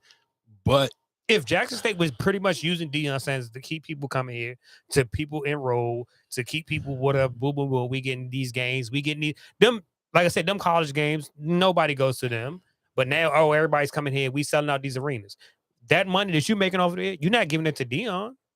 Deion was paying those coaches. So now I'm going to go to a bigger school where I don't got to pay out my pocket. The coaches are already taken care of. I mean, like I said, I hear what you're saying, and I see how you're trying to put the two together, but I just think realistically, I don't think those two necessarily go hand in hand. But I do think realistically, you got to get over some of that old baggage, dog. You got to be able to just be like, all right, cool, it happened before, but let me move on. No, it happened. Okay, I got finesse before. Yes, I got finesse, but so does that mean do you go back on dates now? Are you okay with going on dates, spending money? Not right this second, because I'm doing something. But listen to what I'm saying. But you can't. But it's a difference between here saying if you sit here and say, and boom, I'm done podcasting. I'm not gonna podcast no more. I'm just about to sit here and go work a regular job, and I'm cool. I'm trying to look to get married. Yeah, I'm gonna be cool with dating again. But that's just not what I'm on. That don't have nothing to do with the money thing. That's not where my focus is. Because though, listen, purpose. I'm gonna tell you why it's not my focus. Though, you know how many weeks I be mad that I still like, dang, I ain't get to clip up this episode just because, dog, you still got life. Your brain still be having brain farts certain times. Like, you still have other stuff. Just waking up saying, I want to do this, do that, and dog, dating, adding that to it. I can't even imagine doing that. Just like, dang, I woke up too late. I can't even do a video like I wanted to. Like, before you even came here, I just talked about that. Every time that girl to go to LSU, Juju, score 30 points, I feel like I'm always doing something busy. I can't even get a chance to make a video to even talk about how many games she didn't already score 30 this season. So it's just like, I couldn't imagine now I got to sit here. Now you got to show up for somebody else the same way. Like, don't it be hard? Like, that don't have nothing to do with bread. It just got something about time and just where your mental space is. And I think a lot of people try to cram everything into one thing. And you can't be honest with yourself and be like, hey, I just realistically, mentally don't have the capacity level to sit here and say, dang, I got to send these texts every morning. I got to check on this person. Yeah, but everybody got the same 24 hours. What do that mean?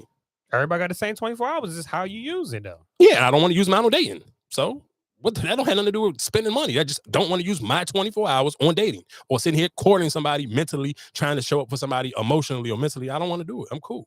Like that's just not, that ain't where I'm at. But I do think a lot of people who are trying to do it, if you want to date, you can't sit here and say, I'm gonna keep my guard up and I don't want to go out on no dates. I don't want to spend no money because I got hurt before.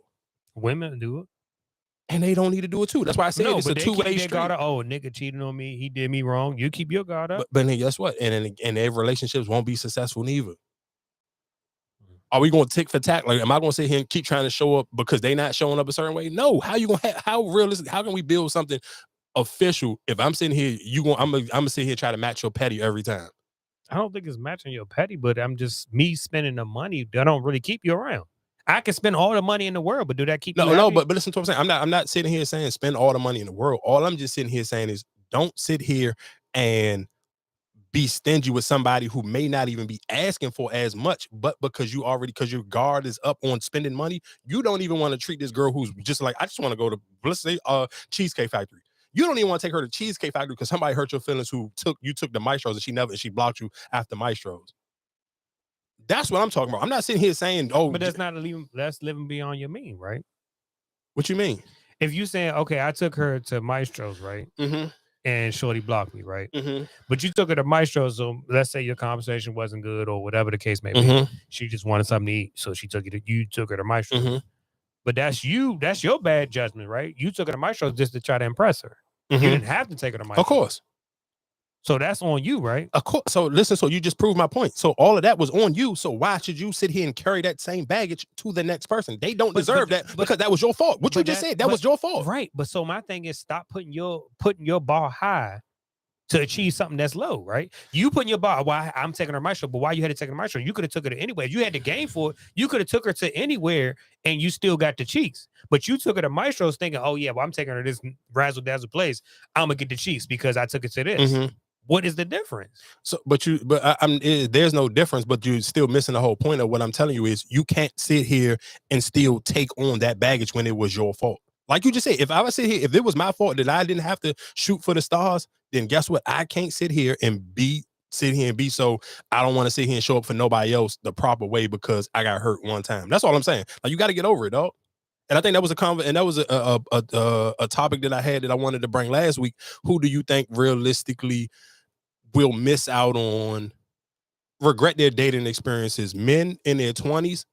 And so when I say that is like, who do you think men in their 20s, like, this ain't about how we just was worrying about running up numbers and I'm just trying to hit this joint. I'm just trying to hit this joint. So how many of us may regret treating a good girl as just a number? Like I'm just running up my numbers. I didn't value it until you get there. We talking about that's the way a dude was dating in his 20s, where women in their 30s may realistically, you may regret, the later you get in your 30s, you may regret how you treated some men early in your 30s because you're trying to get your revenge on, oh, I picked a bad baby father, or I was in this long-term relationship in my 20s and I didn't like the way it ended up. No, so let's say I've been dating for somebody my 10 years and now I'm mid-30s and now I'm trying to redo it. I feel like a lot of people, I just wonder who will regret it more. I regret it in my 20s. My 20s that's the time for me to make my mistakes and do it. Yeah, but then what if you can't bounce back? What if you cannot find somebody?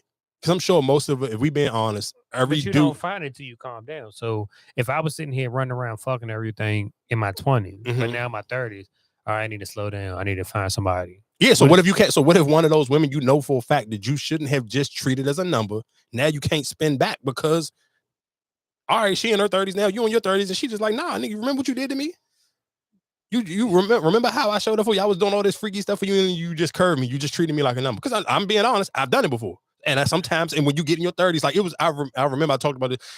She was like a few years older than me, and but at a younger age, when I'm sitting here saying, I think I maybe like was 27 or 28 at the time, I can't remember. But she was, I think she was like maybe like. She might have been like 8 years older than me or something like that. But I didn't appreciate the little stuff, not little stuff. It was big now to me. Like some home cooked meals after I'm going out promoting or whatever the case may be. 3 a.m. I'm on my way. She got a whole meal cooked for you. You didn't appreciate it. You was literally treating her like, oh, this ain't nothing. This supposed to come. This is regular. But then when now you sitting here saying, dang, like 10 years later, now you kind of looking at that like, dang, that was kind of like fire. But listen, what you saying, that was an older woman who's been through it already. For sure. So when you're in your 20s and you're doing your thing, right? The most of the women you're dealing with is in your age range. When you deal with an older woman, oh damn, I didn't know it was like this. No woman in their 20s is doing that for you. No, Right. for sure so, not. so right. So you're experiencing somebody that's older, that's already been through the process. Mm-hmm. So of course, yes, me being an older, you know what I'm saying, that's an older woman. So I'm gonna do what, I know we're just gonna keep your ass in the house. Yeah. I still do, but like I said, that's just some of you those. Can't sit here and you didn't appreciate that. That's what I'm saying. No, so but how you many didn't appreciate that as you as a young age. Of course. But what I'm saying is, but if you was dealing with the younger women or the women of your age, they not doing that for you. For sure. Because you deal with somebody that's older, Mm-hmm. that's why you got that treatment. But now if you saying a younger woman did that, then yes, okay, I get why you might regret that. Because ain't no younger woman doing that. No. But you still just regret it though. Like you just had those moments. I don't think you regret it because at the end of the day, that's you're learning. I don't regret me learning from that.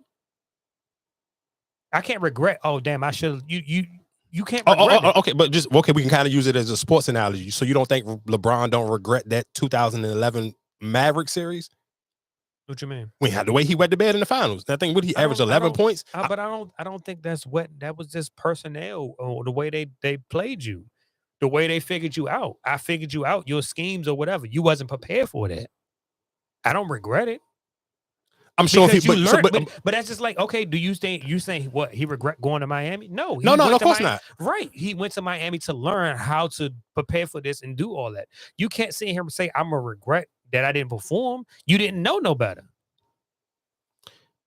Yeah, I get that you don't know no better, but I do still think sometimes you can be like, damn, I wish I would have did this differently. But what you would have did differently, they already figured you out and they knew the process or whatever I need to achieve this. So what do you really regret then? Because you figure me out. That's like you run game. Oh, damn. Well, I ain't say this part, but she figured out. Or she know I'm just trying to fuck. So now she just holding off. I figured you out. That's all. That's it. You just ain't run the right game. Yeah, you can't say I regret it. I still believe that you can regret it, but I mean, yeah, I still think you can regret it. But we can switch gears real quick because I do got to get a 49 as an apology because Jesus Christ.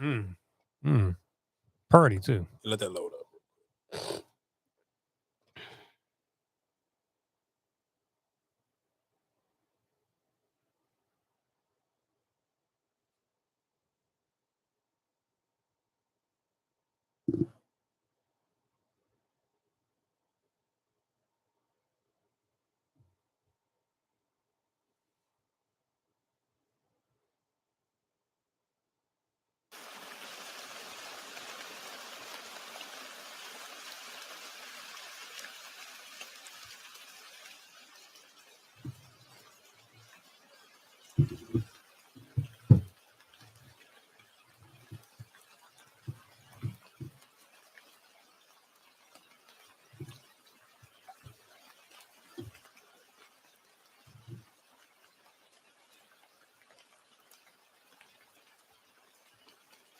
They done tow up my.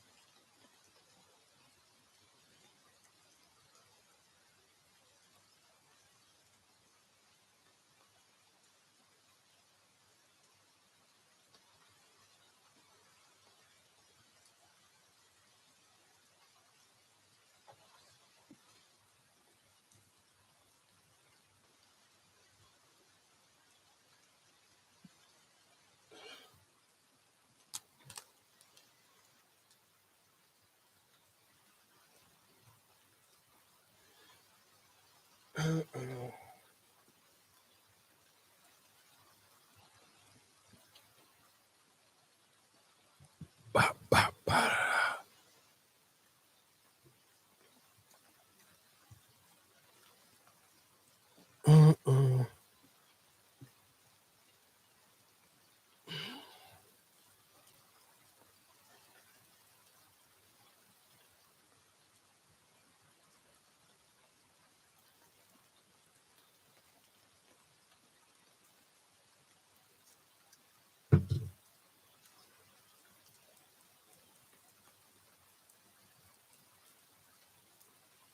Yeah, of course. So, like I said, let's get into a little bit of sports. I mean, I'm sure some women are like, yeah, just talk about sports with Dion. That wasn't sports. That was kind of like black issues tied into sports. But I haven't got my head kicked in that bad on sports betting since the very first week, and that was just me trying to figure out like parlays or whatever the case may be, because I was feeling myself. And just real quick, I just want to kind of just run down how like FanDuel was looking literally on Sunday morning. They had so many 49ers. Oh, bet with the Niners. Take this. Like they had literally, I'm saying any parlay you could think of that had something to do with the 49ers. I swear to God, they had it offer for you for like 75 plus rushing yards for whatever the case may be. And let's be honest, and this is something again, like I said, that I'm gonna have to eventually do. Even when it comes time to big games like that, and you can't bet with your feelings. You just need to sit it out.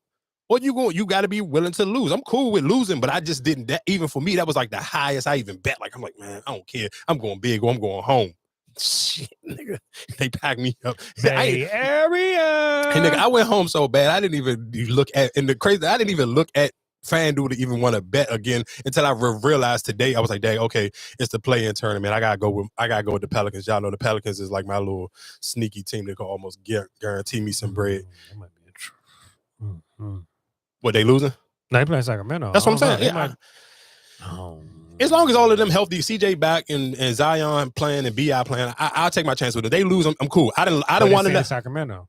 I don't care. I don't want to. I have on the road.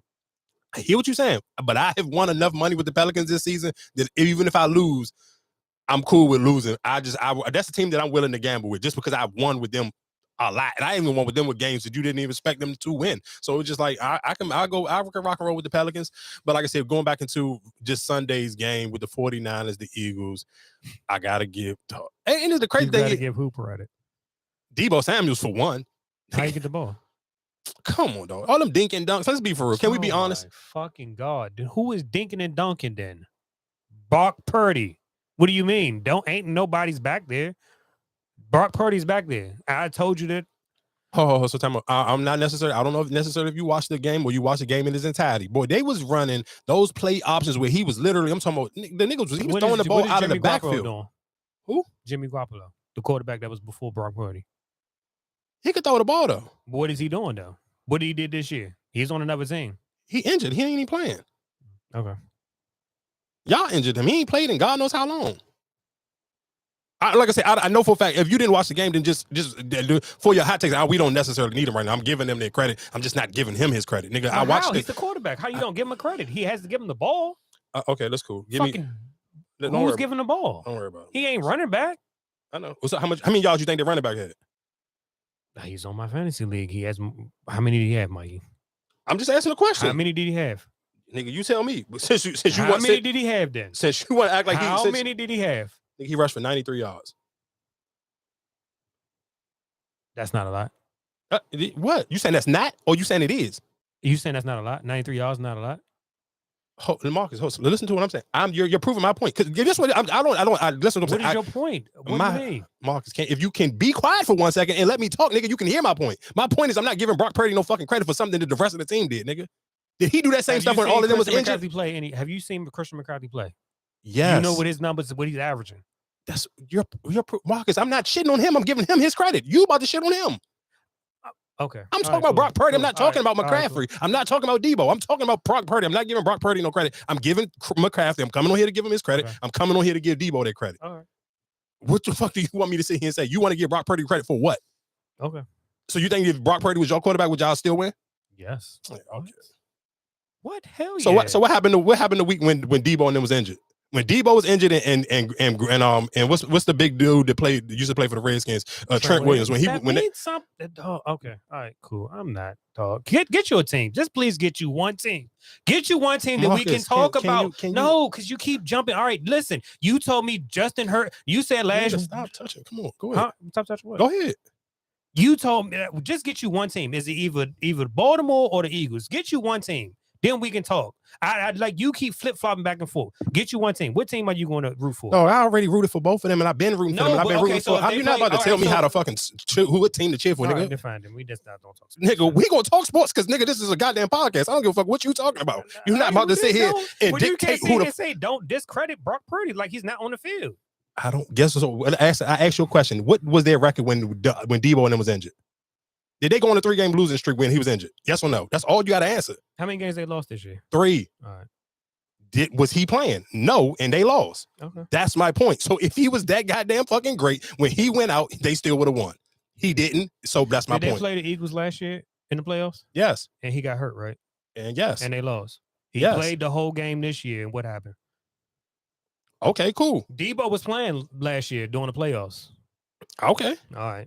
So who's the quarterback? No, hold on. They went through how many quarterbacks that game, right? They went through a couple of quarterbacks, right? They only had 2. Niggas, McCaffrey was the quarterback by the end of the game. Okay, so you can't just put any quarterback there, right?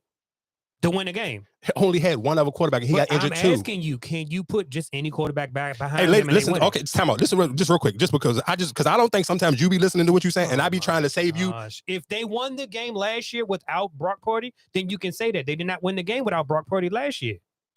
So real quick, the first Super Bowl that Kansas City won, who did they play in the Super Bowl? You said what? The first Super Bowl that Kansas City won, who they play in the Super Bowl? The first Kansas City Super Bowl? Mm-hmm. I don't remember. All right, I know. What do you They played the 49ers. That's all I'm just saying. Huh? They played the 49ers. This was only like maybe 3 or 4 years ago? No, this is like 3 years ago. Yeah, 3 years ago. They played the 49ers? Yeah. With Jimmy Garoppolo as the quarterback. So Jimmy Garoppolo been to this. Who was the quarterback when they played the Baltimore Ravens? It was Kaepernick. Kaepernick. And you saying the 49ers been to the Super Bowl? Yes, and the conference finals. The year before that. The year before Brock Purdy played, they was in the conference finals again. But like I said, hold up. No, the conference or the Super Bowl? You saying they've been to the Super Bowl? The first Kansas City Super Bowl that they won with Patrick Mahomes, they played the 49ers in the Super Bowl. After that, they still made it back to the conference finals. Same with Jimmy Garoppolo again. And that's why a lot of people didn't want to give Brock Purdy the credit. The same reason why I don't want to give him one, because they still made it to the Super Bowl and made it back to the conference finals again. And then the past 3, you saying the past 3 years they've been in the conference finals. The past 3 years, 2 49ers. Yeah. I'm 100% positive. You can Google it real quick. You can while you looking for it real quick. I do just want to give out and why I always sit here and say, take your time when you doing your picks on FanDuel, because of course, even this week I don't know how I forgot. Of course I know how I forgot, because I just really ain't paying attention to Arizona like that. I forgot that Kyler Murray was back, and I literally, and this is what happens when you don't pay attention. I literally had a jump. It was $5 and I could have literally won 100, and I end up only be able to cash out and win 20, because thank God for the rain in Pittsburgh. I took, just doing my parlays, I ended up taking Pittsburgh over Arizona, and then of course the games, it was in a rain delay. So I had to see, why I said delay. They give you the option, hey, you can cash out right now, because realistically, of course, y'all know I'm team black quarterback, so there's no way in the world that I would have picked the Steelers to beat Arizona if I knew that Kyler Murray was playing. So they gave me that option. But again, if I was paying attention, taking my time to do my picks like I should have, or even actually pay attention to the weather, pay attention to who playing, or whatever the case may be, which realistically, if I was betting for a living, most people, you would take your time to go see all of that.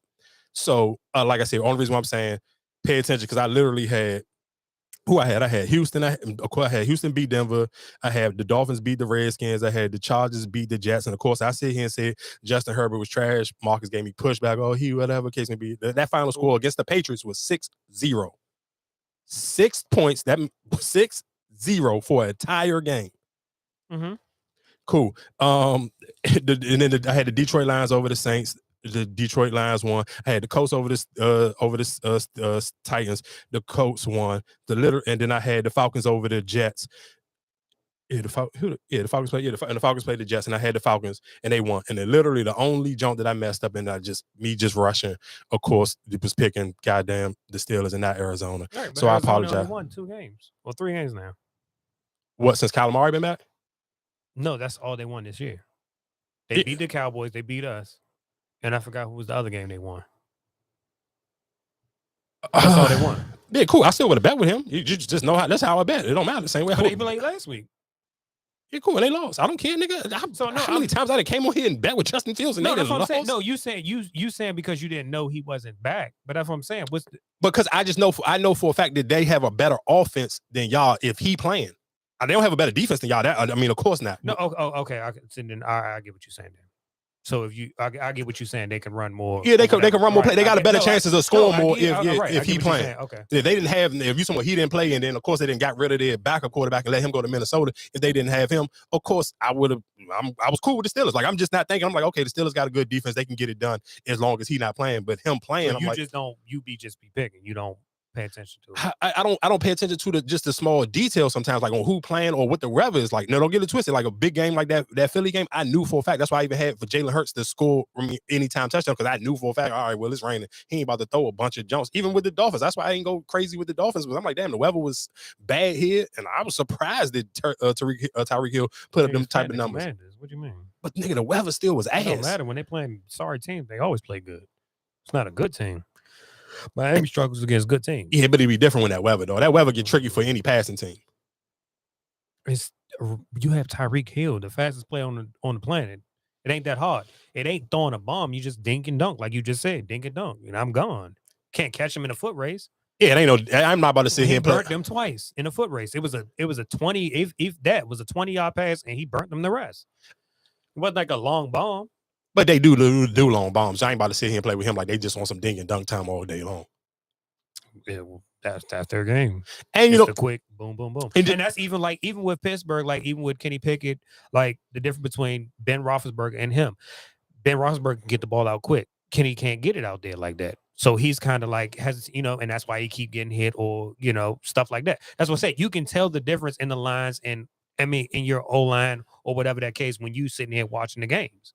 You can tell the difference of how you with quarterbacks, with their personnel. I mean, but not even just necessarily that. I think sometimes you can tell like watching that game yesterday with the Niners and Eagles, you can tell that Jalen Hurts is in his own head too much because a lot of them sacks he took, he was back there for he was back there forever. Like, dog, what you holding the steel ball for? Pull that shit down and run. Like he was just holding the ball too long and didn't want to pull it down and run. Like he was literally back in the pocket. I'm like, dog, okay, nobody open. Why are you not pulling it down and run? And I think that's the difference. And of course, I don't know. I'm sure we are, but you can't give him no excuses. You on the field, you playing, so you got to just deal with it. But of course, everybody know if you've been watching enough Eagles games, he got his knee messed up at one point in time in the season. He was playing with the brace. But my only thing is the difference between him and Lamar is Lamar gonna pull that joint down and run with it. That Jalen Hurts took a lot of unnecessary. And Lamar get hurt a lot. So like you said, what do you really? Am I going to jeopardize myself? Man. If I have an arm, Lamar don't, and that's why I think Lamar don't have the confidence in his arm. Jalen Hurts have the confidence in his arm. But then your confidence to what extent when you taking all them sacks? Or sometimes you can't have that much confidence in your arm if nobody can't get open. If niggas can't get open, you got to run. But that's what I'm saying. But if niggas can't get open, you running. If you run, then that's the chance of you getting a holding.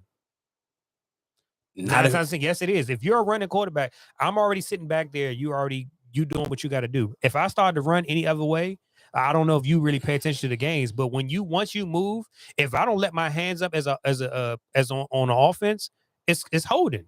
Okay, so just real quick, because you know what I love about Marcus? Y'all pay attention to how much he loved to say, I don't pay attention to the games. But when I had him go sit here and do that 49ers homework, nigga ain't come back and say zero fucking. Yeah, because I would just say I was right, nigga. That's all I want you to say. Stop sitting here. This is what I'm saying, because listen, people listen. So if you keep telling people, oh, this nigga don't know nothing about sports, and then you don't come and sit here and say, oh, no, Mikey was right. That's all I'm just saying. Yes, they did play them. They beat Green Bay. They played them that was 2019. Yes. But it wasn't 3 years straight. It wasn't 3 years straight. That was 2019. They didn't make it 20, 21, and 22. They was in the conference finals. Yes. Okay, but would you still discredit Brock Purdy? Yeah, of course I'm going to. Cool. That's cool. Hey, guess what? He got enough people on national TV to suck him off. I'm not about to be the next nigga. Fine. I'm cool. You don't have to. The Eagles got what they got when he played the whole game. Hey, that's what you lose. Go back You and lose listen to some. last year when we talked what's name and what I said. Yeah, and the same. So guess what? So can we go back and say how I told you last year that Tyreek Hill was going to get 2,000 yards? He didn't get it. But yeah, because Tua you still owe me my 100 push-ups. Nigga, I do push-ups every day. Like, let's be for real. But you still didn't do it. So you don't think okay, cool. I didn't say you don't do it, but you still lost the bet though. But so you don't believe that I have done 100 push-ups since then? I don't care. You did not do it though. Just like you didn't play me in basketball. But I don't listen. Okay, anyway, like I said, again, for somebody who sweat, listen to what I'm telling you. You can't keep telling people that I don't know nothing about sports, and obviously I keep coming out right. But guess what? Okay, I was a year early with the Tyreek Hill. Guess what he about to get now? If God, knock on wood again, if Tua don't get hurt, guess what he gonna get? 2,000 yards. All I ask this, and guess what, ladies and gentlemen, this is the same thing I tell Marcus and them in the group chat with my family. Dog, give me some takes that I can hold y'all about. You can sit here and you can criticize me because I say my takes. If you don't got no take, then you can't say nothing. Get a take, get some balls, nigga. Stop being a quiet fan. Get a take. No, I have my team do what it do. I don't. What are you saying? We're that's why I told you to get a damn team, nigga. Basketball, I have a team. I can talk my shit with Miami. Get a team. Football. Marcus, guess what? I have a team. I told y'all who's going to the Super Bowl. Who? The Eagles and the Ravens. Okay. So then who you betting with if the Eagles and the Ravens go? Who you nobody. What the fuck I'm going bet for? I'm cool. I already proved my point. Got you. Yeah, here it is. Eagles and the Ravens in the Super Bowl. Hey, guess what? If Marcus cleaned his ears and stopped trying to be fucking Skip Bayless, he would have been heard this because I've repeated this conversation since I've cut on a goddamn podcast. The same black niggas, I ain't changed. I have not. You ain't heard me come on here one time and sit here and say, "Oh, I like this goddamn white quarterback." Never happened. Never gonna happen. That's fine. Cool. Rock your black yeah, guess what? Guess what? You're gonna rock your white ass not even to the playoffs, so don't worry about it. Ladies and gentlemen, guess what? Is your team in the tournament? What tournament? In the in-season tournament? No. Oh, okay. We wouldn't have made it anyway. That's one thing I didn't like, that the points differential thing. Why not? You just liked it for college football. What's the difference? That's all they did. No. If we would have beat Milwaukee that last game, we would have had the same record as Milwaukee. But you didn't beat enough teams by enough points. Yeah, they did the college football shit. No, right. So I don't agree with that. When did I say I agree with it?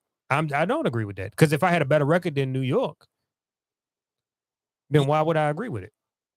Because it's the same rules as what you just said with the college football stuff of a couple of minutes ago when we talking about the college football tournaments. That's all they did. They took that same system. But where it's about it's not necessarily it ain't just about who you beat. It's how bad did you beat them.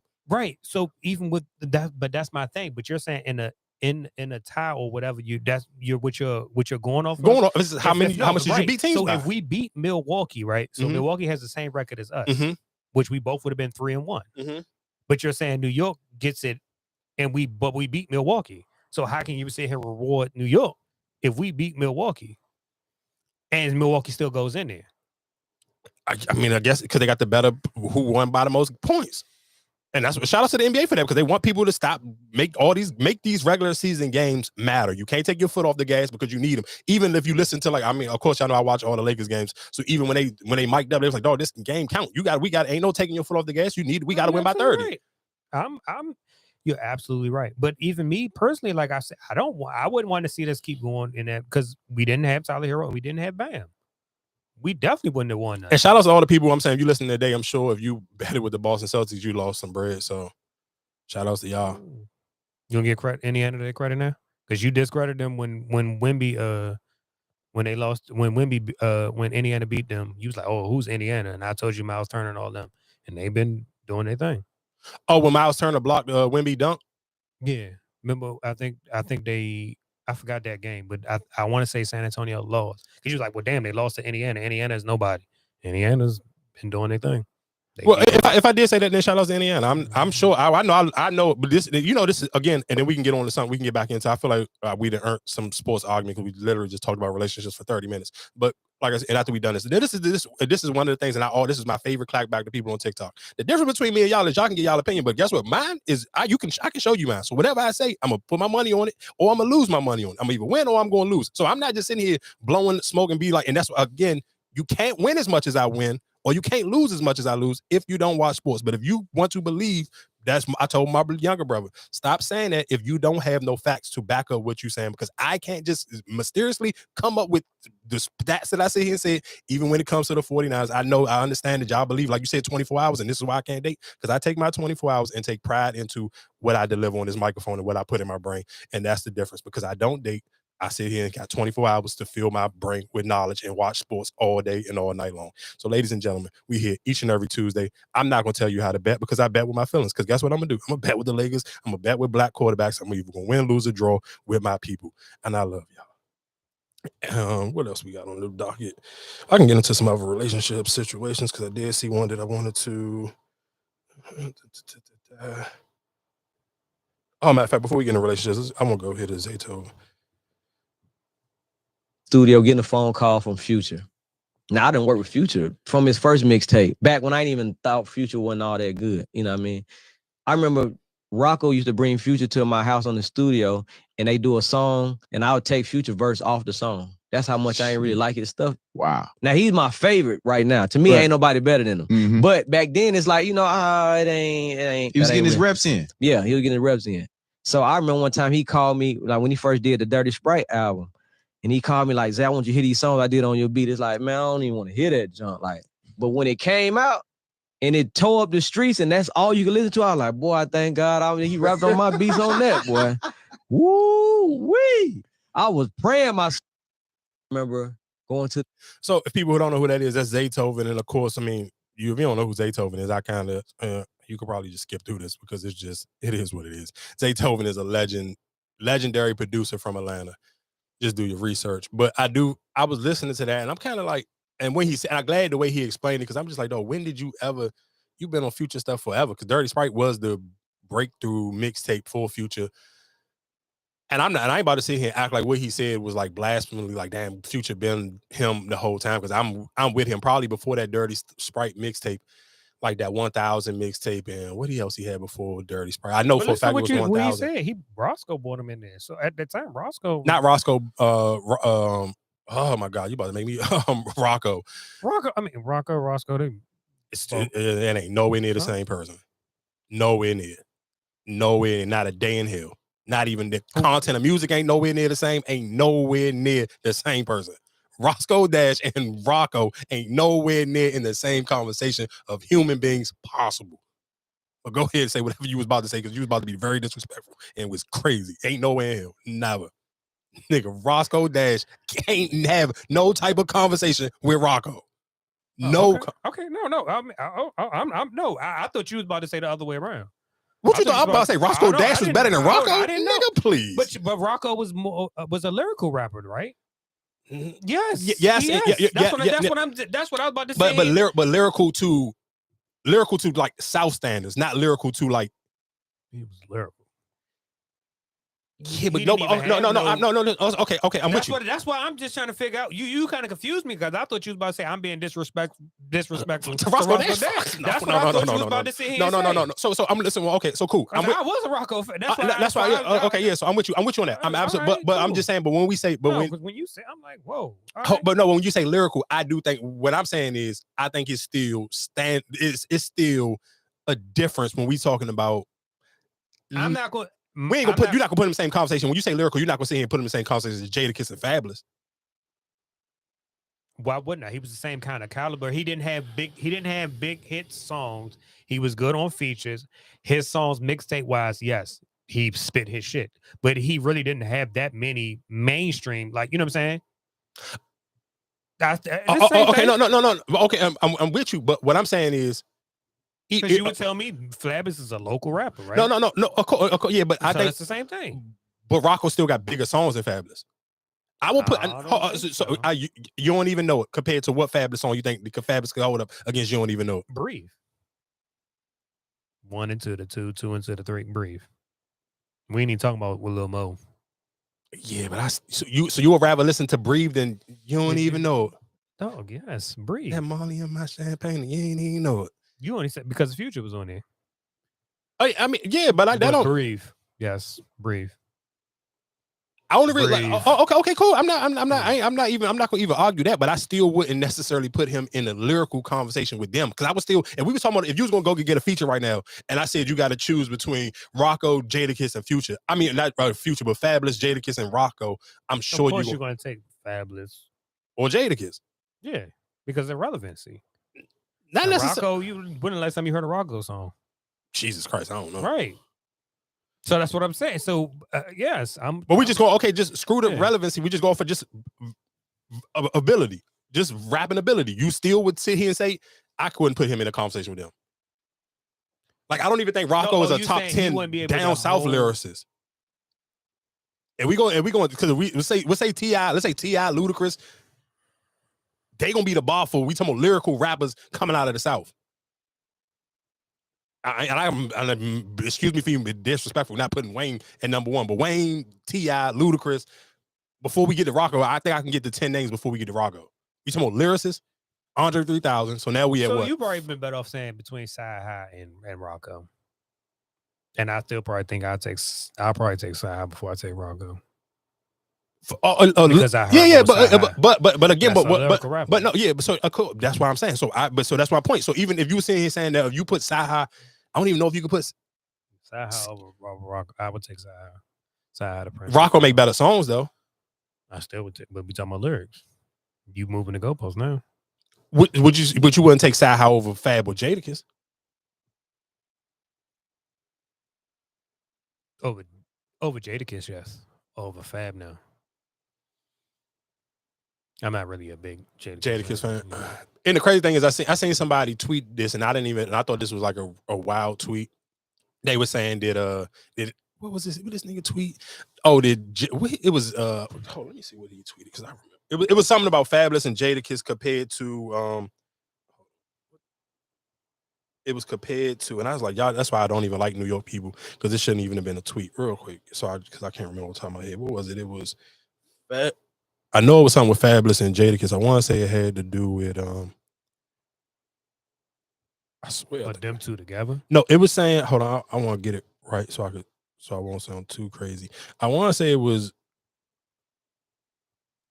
Jeezy got more classics than Fabulous and Jadakiss. And people from New York was giving pushback. Like, what you mean? I don't think realistically, we being honest, I don't think neither one of them even got a classic album. To that conversation we had, we talking about somebody can go perform that catalog 20 years later. Mm-hmm. Like Jadakiss and Fabulous, yes, you can perform in New York or Connecticut or Buffalo, that little tri-state area, but you can't sit here and go on a world tour on a 20 project. Neither one of them can. Jeezy still do it. Mm-hmm. So that's why I don't even think that shouldn't even have been a conversation. But yeah, but I do, like I said, with Rocco, I don't even know how we got. We was talking about Future, but yeah, I just thought that I'm glad he switched up what he said because I do think realistically, it's hard for people to kind of. I'm sure a lot of people don't even know that old Future or go back that far in that catalog. You should have played the other clip when he was saying about the whole just playing music and forcing people into the playing and making them rap on their jump. I sent that to you too, right? Didn't I? Oh, I don't know if you sent it to me. I saw it. I did. Here you go. Come for Zaytoven. And say what you want, how you want to do it. We're gonna do it that way. So you know how confident that make me feel. Oh, now I'm in the driver's seat. So now no matter what I say, it's gonna go. You gonna roll with it. Yeah. Mm-hmm. But that's what Gucci was for me. Mm-hmm. And back at my house, there ain't no such thing as I don't like the beat. No, I just made the beat. You finna rap on it. I don't care if you like it or not. That's just how it was. But that's how we made some of our best music. Yeah. It's like, bro, we not skipping over no beats. Future don't say when I give him some beats, let me go through them. All right, pull up the one number 7. Pull that one up. No, the first one that come up, pull it up. I'm finna go in the mic booth. As you do that one, pull the second one up. It ain't, Man, that's a real, so you know what that does real for confidence. Yeah. As a producer, You can't tell you nothing. I ain't nothing. I can't do no wrong. So now I can really get my bag because it's like everything to you is gonna be, good. And you gonna give them your. It come for Zaytoven. So that's why even playing that, Zaytoven was hot before Future. Oh yeah, way before Future. Right. Way before Future. So, way before Future. So that's what I'm saying. So for him to say, I really didn't like Future's rap at that time, but then when I heard him on my stuff, damn, I'm just glad he, But what he was saying, basically, it took him a minute though. He was still on his stuff, so he was saying at first when he first heard him on his stuff, he was taking them off because he did probably. I mean, of course, you didn't like his style, and then I'm sure that style of Future's style was very new compared to. Yeah, of course not. No. Of course he wasn't. He wasn't Future yet, but still, you got to think about it for people who may not know. Of course, Zaytoven probably his ears were so catered to Gucci's style because that was his go-to guy. That's why even in that clip he mentioned Gucci. So I do understand how hard it realistically probably hearing somebody heavy auto-tune from somebody who wasn't using auto-tune at all. I'm sure that sound, it took a minute for me for people to get used to it. Even for somebody as a listener, for myself, it took me a minute. Like it took me until that same project you're talking about, that Dirty Sprite project, to actually be like, okay, Future really like that. So it took a minute. Yeah, we can let this jump load up and then we can go into wherever. You wouldn't even know it. Let that load up.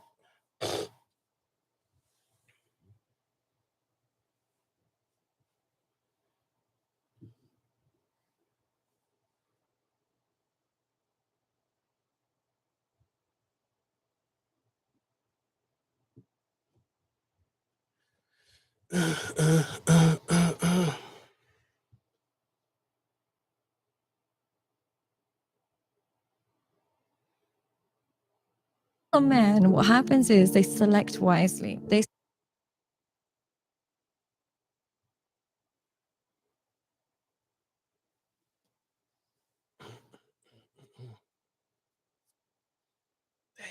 What happened? 31-28, Cincinnati up. Oh, Cincinnati playing the Jaguars. 28 seconds left. Oh, what's the score again? 31-28. And who got the ball? Oh, I don't know. NFL app, I don't like this shit. Oh, they don't be having like the ball beside their jump? Man, they used to show the game. Motherfuckers money hungry now. Like, you got to pay for that. Oh, like if you just want a regular jump. Yeah. The NFL Plus. The game on TV. Jaguars got the ball on 4th and 4 on the 22. So they probably about to kick a field goal. Yeah, they ain't got no choice unless they're going to go for it on 4th.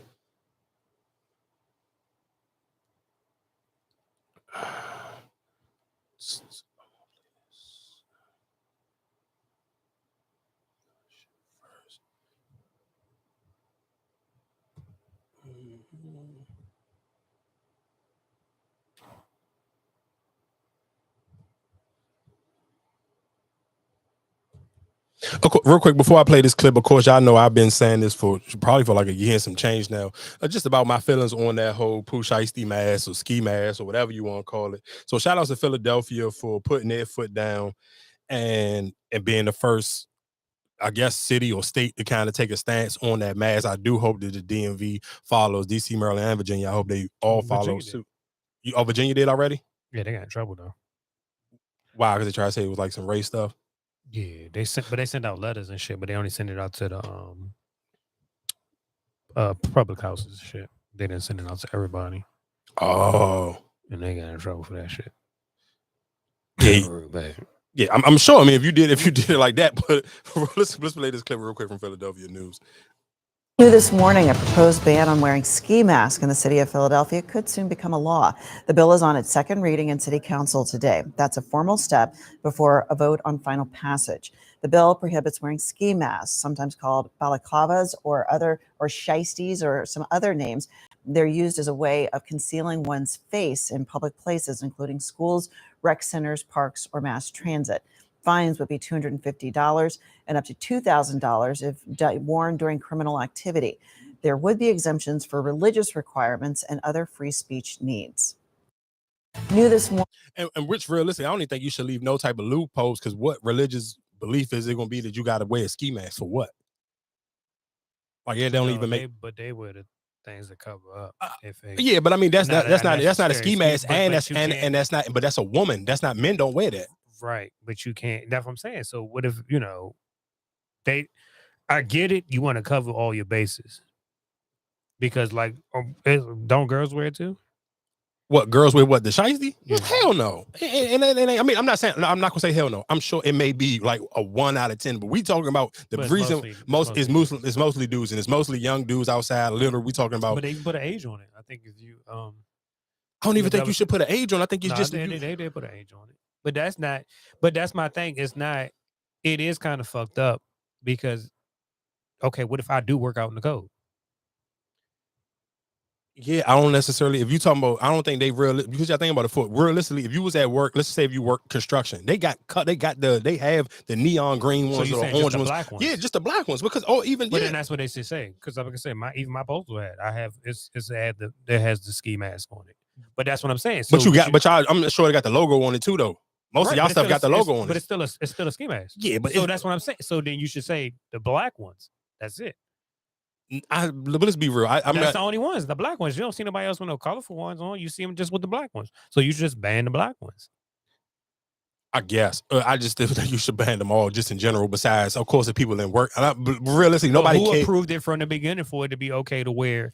I think because of COVID. because realistically, at that time, people were trying to if we kind of want to really be honest, is that's parents not really parenting and trying to not allow their kids to be like, oh no, you need to put this N95 on. You trying to make it find your. But I don't think that was just parents. I think that was just everybody because you was allowing it in your store, in your establishment, instead of you wearing a mask.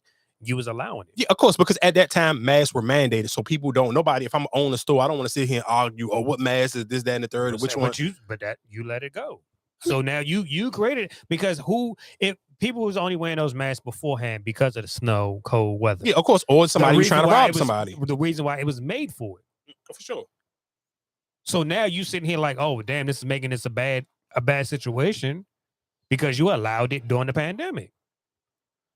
You let people get away with it. Oh, well, that's a mask. You can go ahead. No, you should have barred it from the beginning. No, you cannot come in. You need to have a regular. Yeah, of course. I mean, realistically, and if we're being honest, I don't necessarily think they knew that it was going to get out of hand the way it did. I'm sure they didn't think it was going to become the new crave, and then it's 90 degrees outside and people still got ski masks on. Started when like I said, that's one thing. When you let something go. Yeah, when you allow people to take an inch, they end up taking a whole mile or whatever that little saying is. Of course, I'm not disagreeing with that one, but it is just realistically, I see how it happened, and I see that you couldn't plan for it to be 3 or 4 years later now, and people literally still just like, nah, for what? It's like, okay, now make it a law. Fine them, lock them up, do whatever. I think it should be more than just a fine. Yeah, lock them up because you gotta eventually, somebody gotta put their foot down. We gotta eventually get back to some sense of normalcy because it's just ridiculous. Nobody wants to be in the store. And then you come and hit them 5 young dudes in the store with a goddamn ski mask. Like, what the hell? But then that's me. Are you just talking to the younger crowd? But if I'm wearing it because it's cold outside, I mean, but guess what? Even so, let's just say if it was you per se, because you got dreadlocks, you're a small figure man. I mean, you could look like a kid too with the goddamn mask. Well, how many know you're a grown adult? I'm looking at a black man with dreads. Right, but that's what I'm saying. So what you're telling me is if I'm wearing it for the reason that it is to find me. Yes, take it, nigga. When you come in the store, take it off.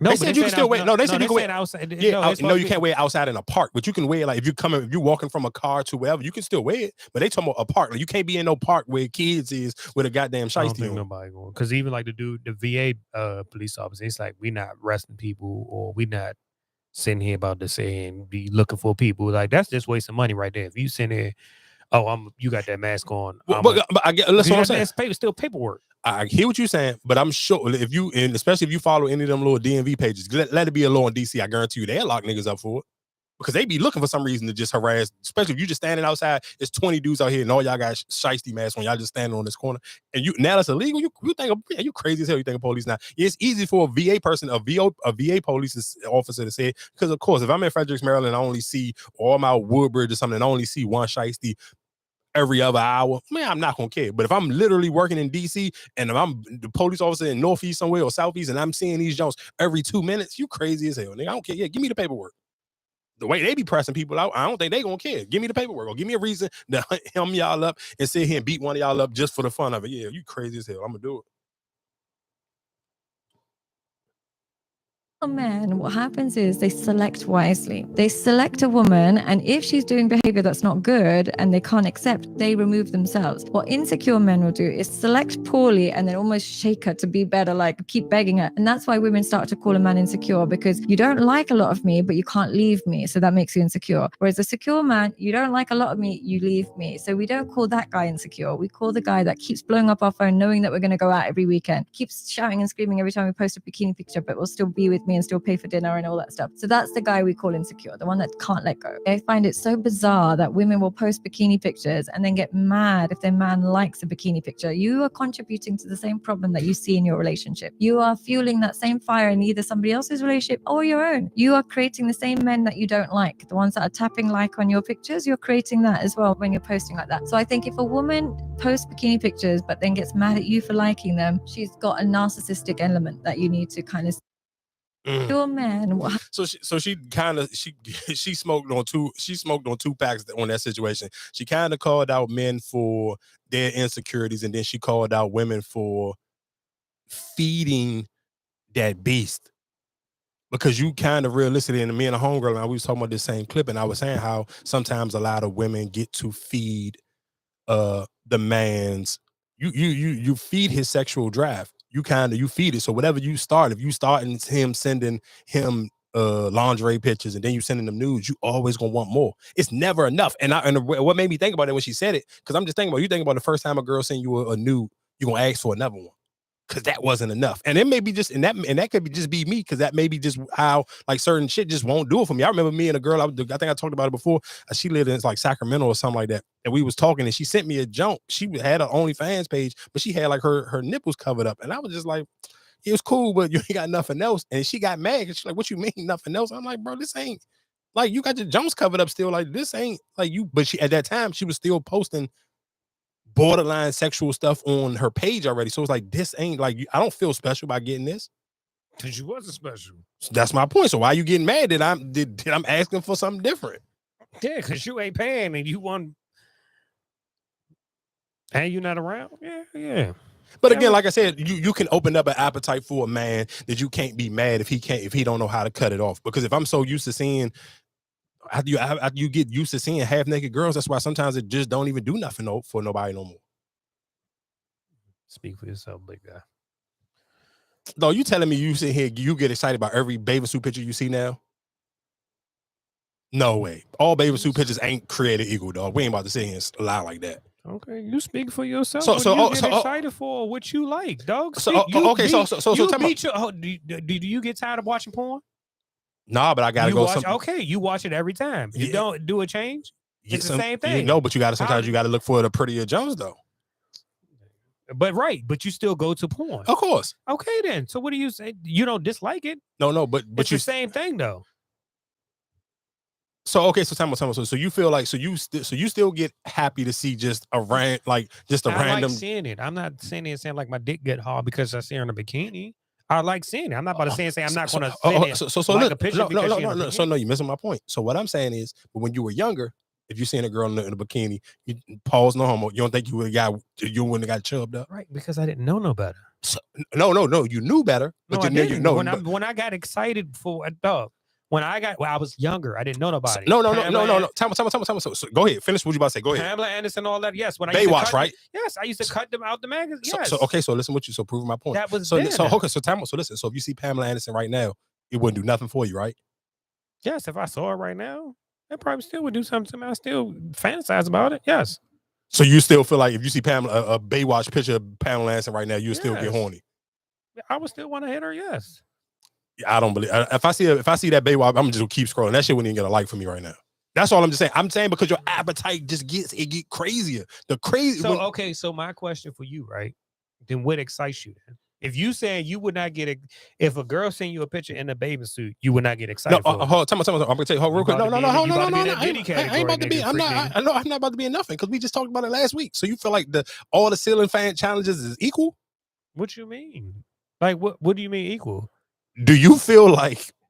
See, I think you look at it for a different. But right, you look at it for a different. So reason, you feel because when I hear that song, it don't do the same for me if it's not the same. Are you tired of looking at him?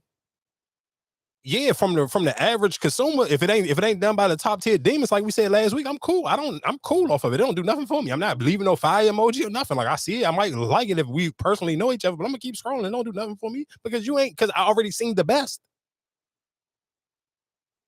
You sit here saying if I'm looking at a woman in a full baby suit that don't got no cheeks hanging out or nothing, and then I can go on my explore page and see somebody in a goddamn thong where it damn near look like she naked. How is the joke fully covered like she got on goddamn period drawers going to do the same for me as a woman with a thong going? Like, nigga, you crazy? So then what changes when you sit here and watch the porn? You sitting there watching the same thing, the same black girls or whatever the case, then what changes, right? You still get excited for it. That's what you like. But it gotta be the look though. Sometimes I'm not gonna get as excited as she look like a bush leaguer.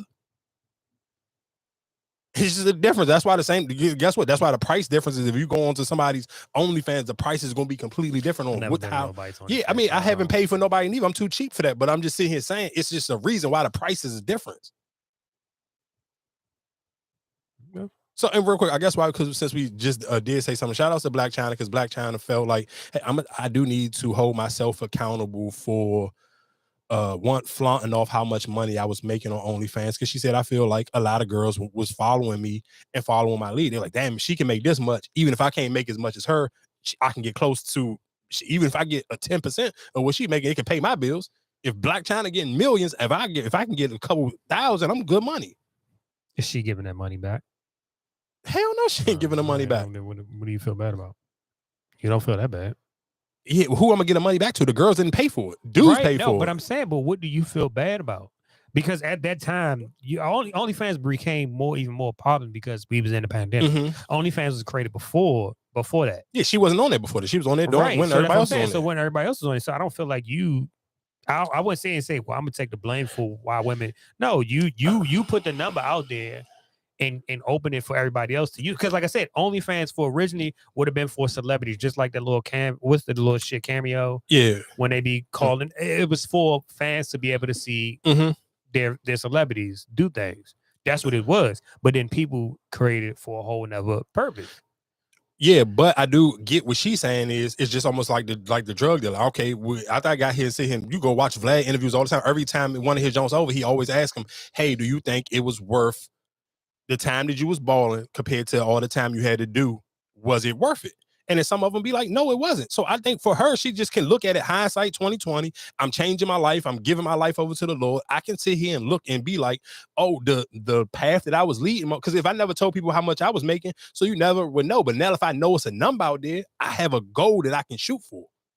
Yeah, I'm not as popular as her, so I'm not gonna get millions. Gotcha. But if I got 30,000 followers and she got millions of followers, okay, she making millions of dollars. I could probably make a couple thousand every month. Right. And if you felt that bad that you can donate that money.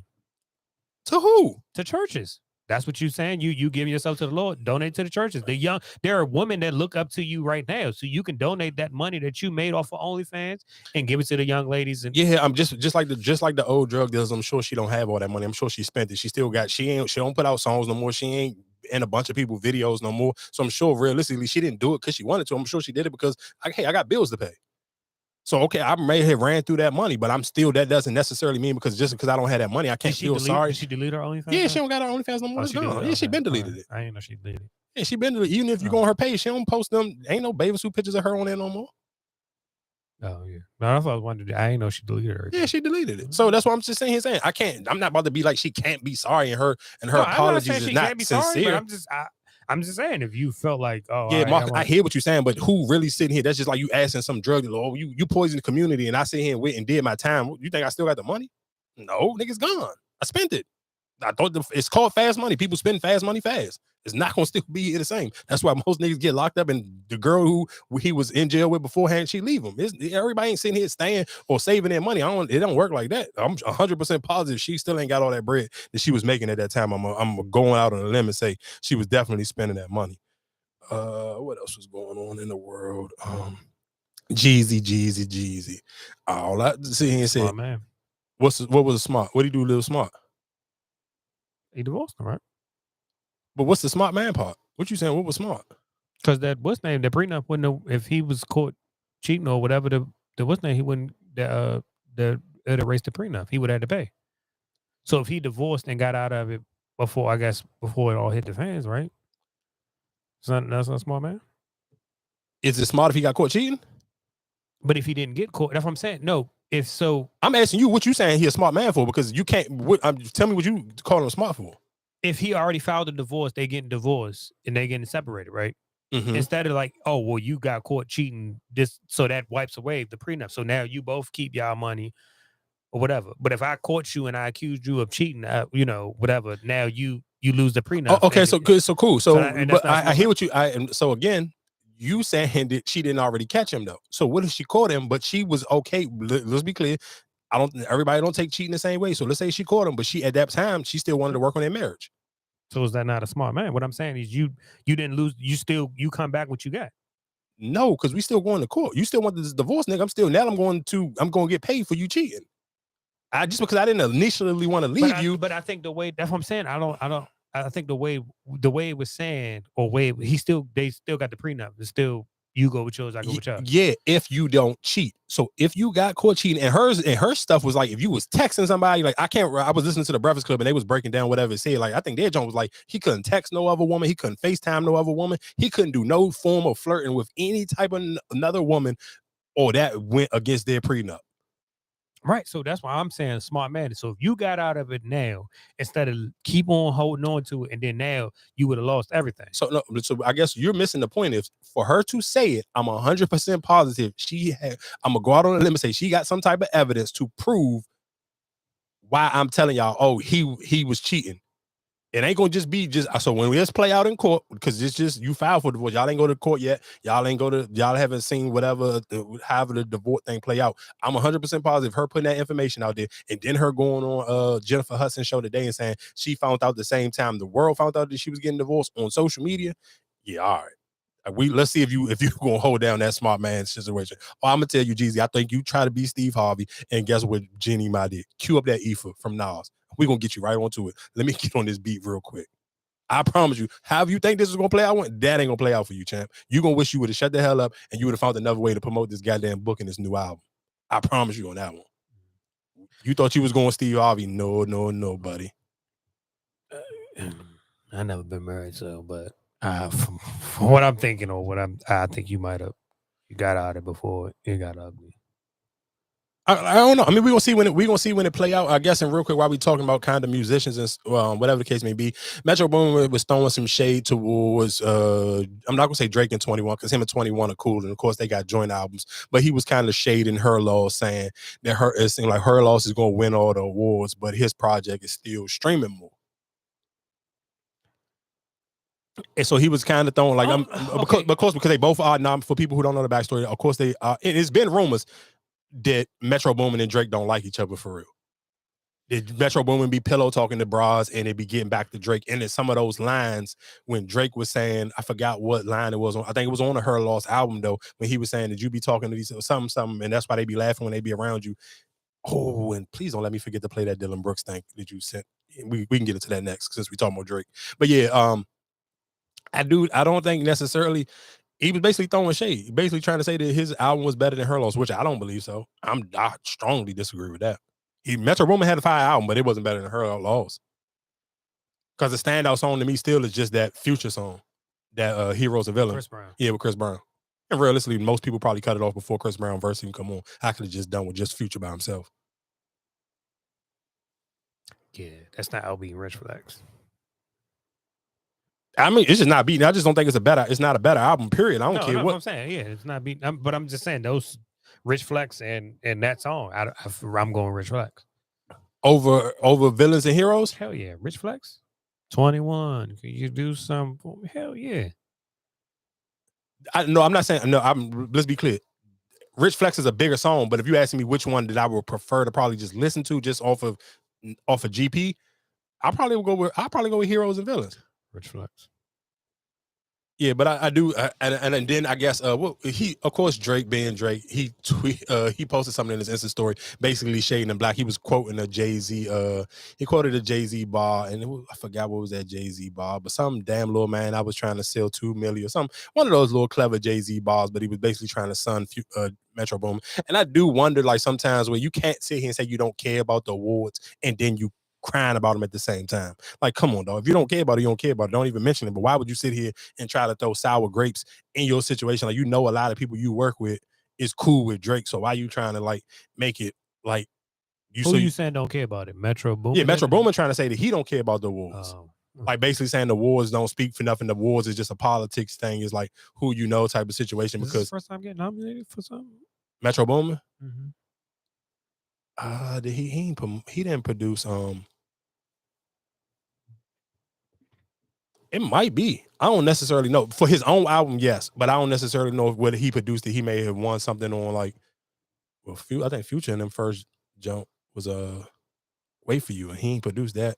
That was ATL Jacob. So I don't know. He might. I might have to Google it. I can get back to you next week and let you know if he won and won before. But it was basically just him throwing salt on that whole situation. Do you remember what? Did you ain't just send, you sent that in the family jump, that Dylan Brooks and Drake situation, or did you send it to No, I probably sent it in the group. Yeah. All right. Well, we could hold on. Give me real quick. I guess let me just while you look for that one and just send it to me separately real quick while you look for it. But I could just do a recap real quick, a wrap-ish. This is of course season 2, episode 5, and I'm not gonna lie, this season is flying past right now. For it's already, I'm sure, what is it? Probably I want to say it was 10 episodes last year.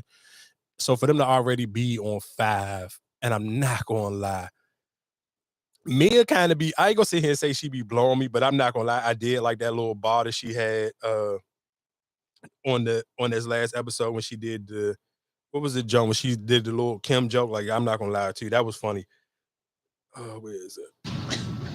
Hold up. So Cash and Courtney gonna be there tonight. Mm-hmm. And I'm gonna be ducking niggas like Lil' Kim. Oh. Wait, Mia, is Lamont still coming to LA?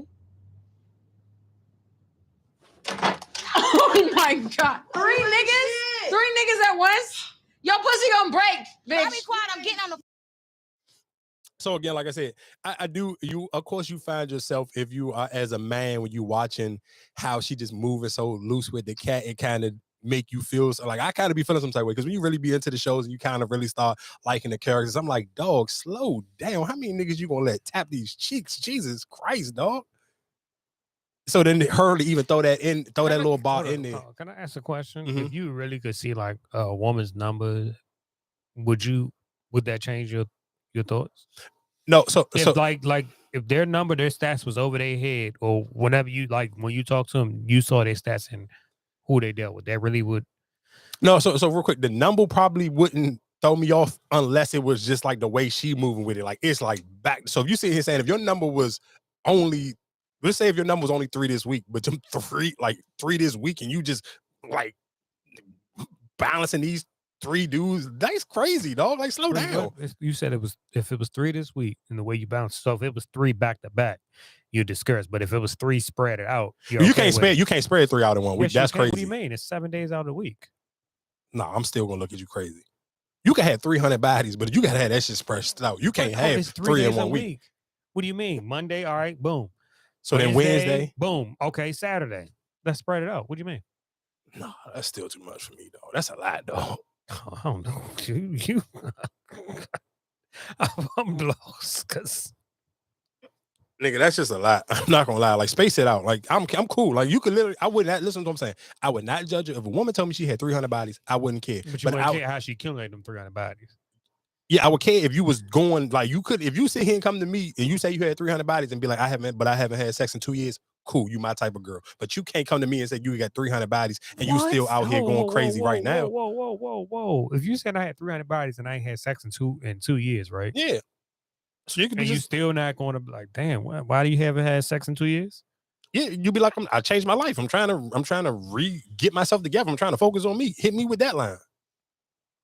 Okay.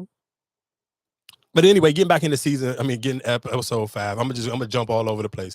I do not know how to do, what's his name? Young AK or AK Lord, whatever his name is. Dog, this nigga literally set himself on fire.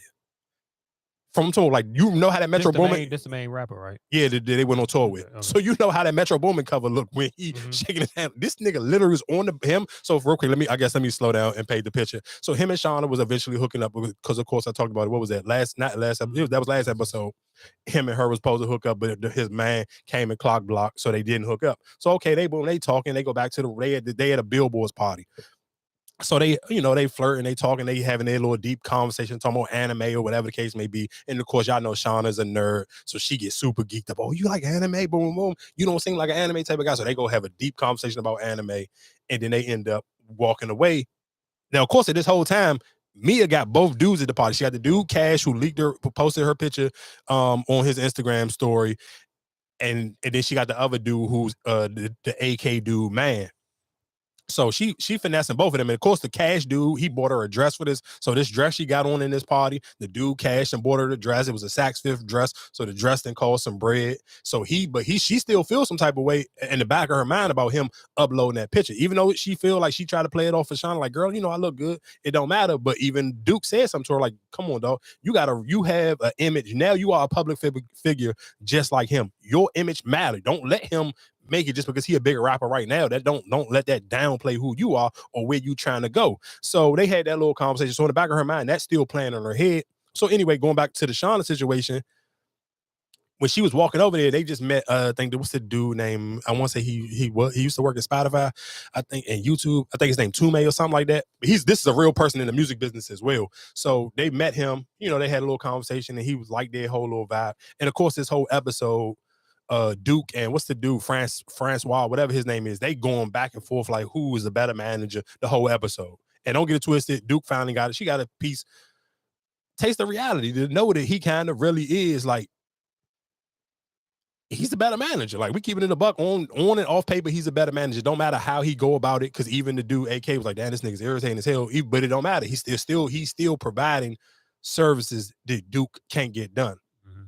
And so that whole little thing going back and forth. So anyway, Sean and AK go up to the room. They get the kiss, and she got this little dress on. Both of them got these little dresses on, and he get to playing with her, Joan, or whatever case may be, but he can't get hard. But when she originally walked into the conversation, he said he was off the shrooms. So just for a quick sidebar conversation is, and that's why I even hate when Meek even threw that little line in them or whatever the little perk line that Meek had on House Party. Let's be real. Those little pill drugs, though, them just because them we can hit or miss. Sometimes you could take it and it can just backfire on you. And I just know this from experience. I see it was one of them big snowstorms, maybe like 6 or 7 years ago here. Snowed in with a stripper junk, super bad stripper junk. Off the perky. No, sir.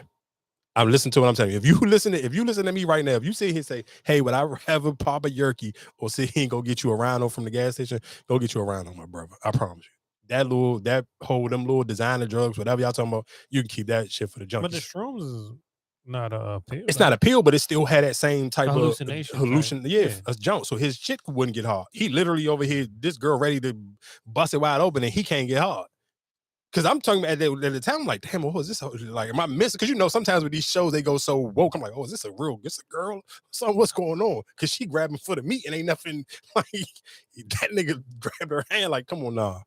I'm like, hold on, what the hell is this nigga? Like, he threw me off for a minute because I'm like, hold on, this is a nigga, right? What the hell going on? So why he set himself on fire? I guess because he was on the drugs and he started tripping. Yeah, so he went on the balcony. She's still in the room, and then she just kind of in her head like, damn, what did I do? And the whole time it's not her because she probably forgot that when she was walking in on that conversation, he talking about being on the shrooms. So him just probably being in his head too much. She on the bed, just sitting there mad at herself, like, damn, did I just blow it, whatever? Because she don't know what happened. This nigga literally was on the soft, so she kind of, whatever the case may be, he literally on his man coming. As soon as his man come in the room, him and her about to start arguing with each other, and then his man see him on the balcony on fire. I'm talking literally from head to toe on flames, not no slight fire. I'm talking like, this nigga, he come back the next episode, he gonna have like 1,000,000 degrees burn, whatever the highest. If you was in a fire, nigga, that's what he gonna have. Like that just was. I'm like, dog, how the hell did this nigga get on fire like that? And then it's just like, as an artist, like, how you nigga? He had a billboard party, everybody there looking at him. So real quick, and I guess just to even give back a sidebar story. So the dude Cash was hating. Him and his men was hating because when they come to the party, the DJ playing the AK dude stuff, they hyping him up in the whole crowd, and he over there just hating like his man tapping like, man, who the DJ? He need to play some Cash Gold or whatever. Cash is the one who flew her out. Right? Yeah, with the dreads. The one from the first. Yeah, from last season. Yeah, for real. Right. So So she on the joint, you know, like vibing out to her. He tap her like, you vibing a little too hard. She's like, damn, nigga, we on tour together. What? Excuse me, what's your beef? He like, ain't no beef, but you a little too happy that they playing this music. Yeah, this ain't my. So he's showing his insecurities now because as a rapper, one, he's not as big as AK. So you might be more popular than her, but you ain't more popular than him. In which, you know, realistically, if we kind of looking at the, like, I'm paying attention to how they, I guess, laying out the crowd, that almost would be like how people may feel, you may feel like Playboy Gotti is a nerd or something, but he's still bigger than whatever street rapper you like. If you're just going off of numbers, if you're going off of tours or festivals, whoever the headline is, Playboy Gotti is still, you know, the biggest situation.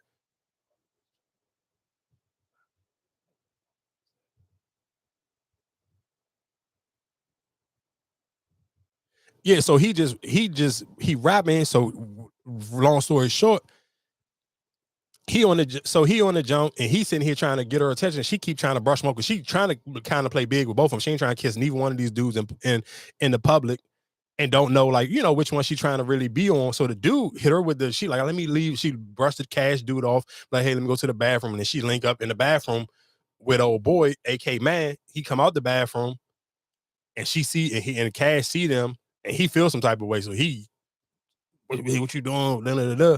And the only thing that saved them and keep them from fighting was old boy was on fire.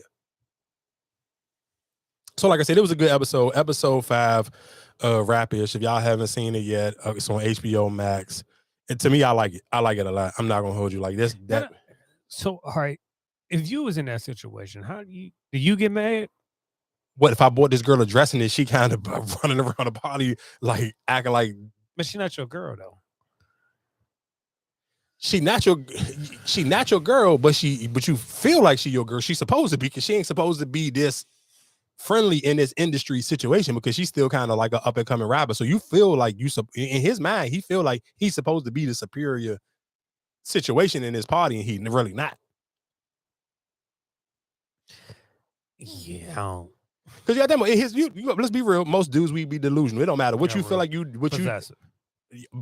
Possessive and delusional, because in your mind you feel like, yeah, she ain't my girl, but she is my girl. But my question to you though, then do you really have them like that? Like that, you know what I'm saying? Like, is that like, because if you have a roster, you got, you know what I'm saying, like, oh, you that way of all of them. But listen, So no. You can have a roster, but just to say, if this was basketball, everybody ain't LeBron James. Yeah, I got this. Everybody on the Lakers team, but everybody ain't LeBron. But she's not the top tier, right?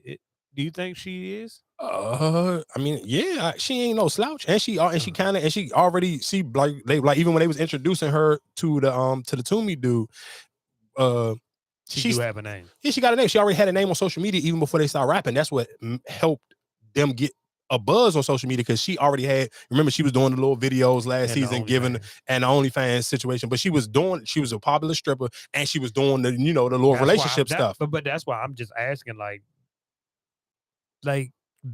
are you really that possessive of somebody that you know is already in the industry? She already had a name for whatever the case may be, and it's just like, well, damn, nigga, you up here saving her for real. Because, like I said, she had her OnlyFans. She was a but you gotta think about it. For a lot of dudes now, they don't look at that OnlyFans thing like this is like that's a red flag. They don't care. I mean, I'm not saying it's a red flag, but I'm just saying you're not the only one. You ain't meet her at the library and she's quiet. You know what I'm saying? Like, yeah, but I ain't meet her with no dude neither. You didn't know she didn't have no dude, or she didn't entertain nobody else. That's what I'm saying. I'm just asking, like, as a guy, like, you just feel like, remember what you said before? Do you feel like you're the only person, or you always competing? For her, even though she's in the industry, you gotta feel like you competing. So you gotta think about it. No, but let's be real. Let's be clear though. In his mind, I'm rich. I haven't seen her talk to nobody else rich. So I do feel like I'm not competing with nobody else, because she hasn't been introduced to nobody else rich. So my question to you is, do the money validate you more, or is it you? You know what I'm saying? Like, I can have the money, but if I'm not him, I think a lot of dudes with money think they him. And especially if I know you haven't dated somebody in my bracket before. But you don't know that. You assuming that. That's your assumption. Of course. I mean, that's all you can go off of. You only can go off of assumption. Yeah, assumption. So that's just, so I mean, I don't necessarily, I think most dudes with bread feel like they him. In their mind, they feel like they him. You sent me that Dylan Brooks joint? This beef between Drake and Dylan Brooks has got to be the most hilarious thing to happen this year. It all started with this clip of Team Canada saying who they like better between Drake and Ryan Reynolds. Everyone said Drake except for Dylan Brooks. Ryan Reynolds. Drake then rapped on For All the Dogs this line. Shorty rinsing Dylan Brooks. Can't believe this nigga talking down. However, there's actually more to this beef. It involves a girl that both Brooks and Drake were seeing. Her name is Myrna Habib, and apparently she was dating Drake before Dylan Brooks and her started seeing each other. And even though Dylan Brooks supposedly stole her from Drake, Drake apparently gets the last laugh. On the song Calling For You, Myrna Habib has an interlude where she explains how her and Dylan Brooks went on a trip together. On this trip, Brooks apparently lied to her, saying that they were flying economy because first class was full. Habib goes on to also complain about the fact that they ate the same meal every day. And finally, how he caught feelings for Habib, who was not down to stay together. All this because he chose Ryan. Okay, this beef between Drake and Dirty Mac and that is fine. Time. Who is worse? Who taking the worst L in this situation? Is Drake taking a bigger L because him and Dylan Brooks got sharing girls? Or Dylan Brooks taking the L because then you put a girl on the interlude and she kind of like throwing in that. Nobody else would notice if you ain't send me that clip. I don't think nobody know this backstory. No, I'm not taking an L. That you taking an L. Who? Dylan Brooks or Drake? Drake. It's Dylan Brooks. You competing with Dylan Brooks. You got all the money in the world. You're Drake. You're competing about Dylan Brooks. Yeah, that's the crazy thing. So then I guess that will go to my conversation. Insecurity right there. That is because, like I said, Drake can have any girl in the world, but for me to sit here and go out and rap about this and put this on about this young, we don't even know who the young lady is. So guess what I'm saying. So now you kind of proving my point. So that's what I'm thinking of when you just asked me just about the whole. If you got the bread, ain't you supposed to be him? Drake is really supposed to be. I'm not saying supposed to be. No, Drake is really him. So Drake's in here, like you just said, losing a girl to Dylan Brooks. Now, where does that put me at mentally? Because I'm going back and forth I'm sharing a girl with Dylan Brooks is crazy. But then that's you. Like Dylan Brooks ain't even an all-star, dog. But that is you too, because nigga, act like you just want to fuck these girls. Stop acting like you want to love them and you want to be in this romance. You really don't want to. You just enjoying the moment. You keep so my question is what you about to say though, is he really pretending if you're going that far the way to diss him in a song and put the girl on the interlude? Are you really pretending or do you but how many relationships you gonna just keep jumping in and out of? Man, I told you that's what I'm saying. So then it gotta be you though. Because that's my only thing is if you sitting there saying you was in a relationship with this girl, you was in a relationship with this girl, you was in a relationship with that girl, boom, boom, boom. We didn't even know you was dating this girl. But now you sitting here putting on a song like that's your insecurities then. But is it my insecurities or is it just I'm really a certified lover boy? No, it's your insecurities. Because first of all, you rap about these things, right? Mm-hmm. But deep down inside, you can't do the things to keep a woman happy, right? Because you have the money, you are Drake. So I should just be happy to be around your presence. So then my question would be is okay. Then sometimes. Because let's be clear, okay, because like you said, he is Drake. So if I'm talking to the upper echelon women and they really only around for the experience or for the money stuff,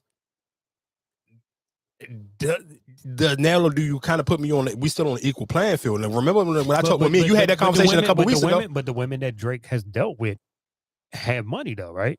They probably don't. They might know. Of course, they don't have money like these two dudes got money, but they have access to dating people with money, so it looks like they have money. You got to think about it. Let's just sit here and say realistic. If I'm a beautiful woman, and let's just say I just got a regular job, I only make $50,000, but I'm talking about I'm OD beautiful. I got at least 500,000 followers on Instagram, and I just work a regular job. I'm only making $50,000, but men, only way they know they can talk to me is that they leave with money. So guess what I got? I got a car that somebody bought for me. I'm talking about a phone. The car may be worth more than what I'm going to make for the next 4 years. I'm sitting here, got all these Chanel bags. I got all this other stuff where you don't necessarily, now you don't even know how much I make. You just know I got a job. I'm like, what dude really about to try to, especially if we talking about these elite athletes, or you talking about Drake, you think Drake really give a goddamn what kind of job you got for real? He ain't asking you them type of details. So realistically, yes, now she can bounce around. The long as she pretty and long as her Instagram popping, guess who's going to shoot shots from Drake to Dylan Brooks or whoever else in between. But then that's my thing is just right there. If you saying, okay, I sold you on the product, right? But you didn't know what the product really was.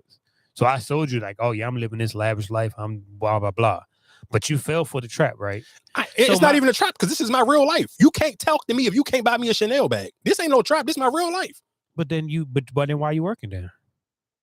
Just because I still want a job. You don't need a job. If you sitting here dealing with the type of men, why do you need a job? And because that's what I'm saying. You're kind of contradicting yourself because is this my thing is I might just need a job just for the healthcare. That's it. I don't like you're right. I don't need this job because these dudes is tricking off on me left and right. So you're absolutely right. I don't need this job, but I may just keep it just for some sense of peace of mind where it's like, okay, well, I still got healthcare. I still got whatever the case may be. You're only getting paid $50,000 a year. I don't think your healthcare that good. I mean, I don't know. I can't give you no pushback or no argument on that. I don't know.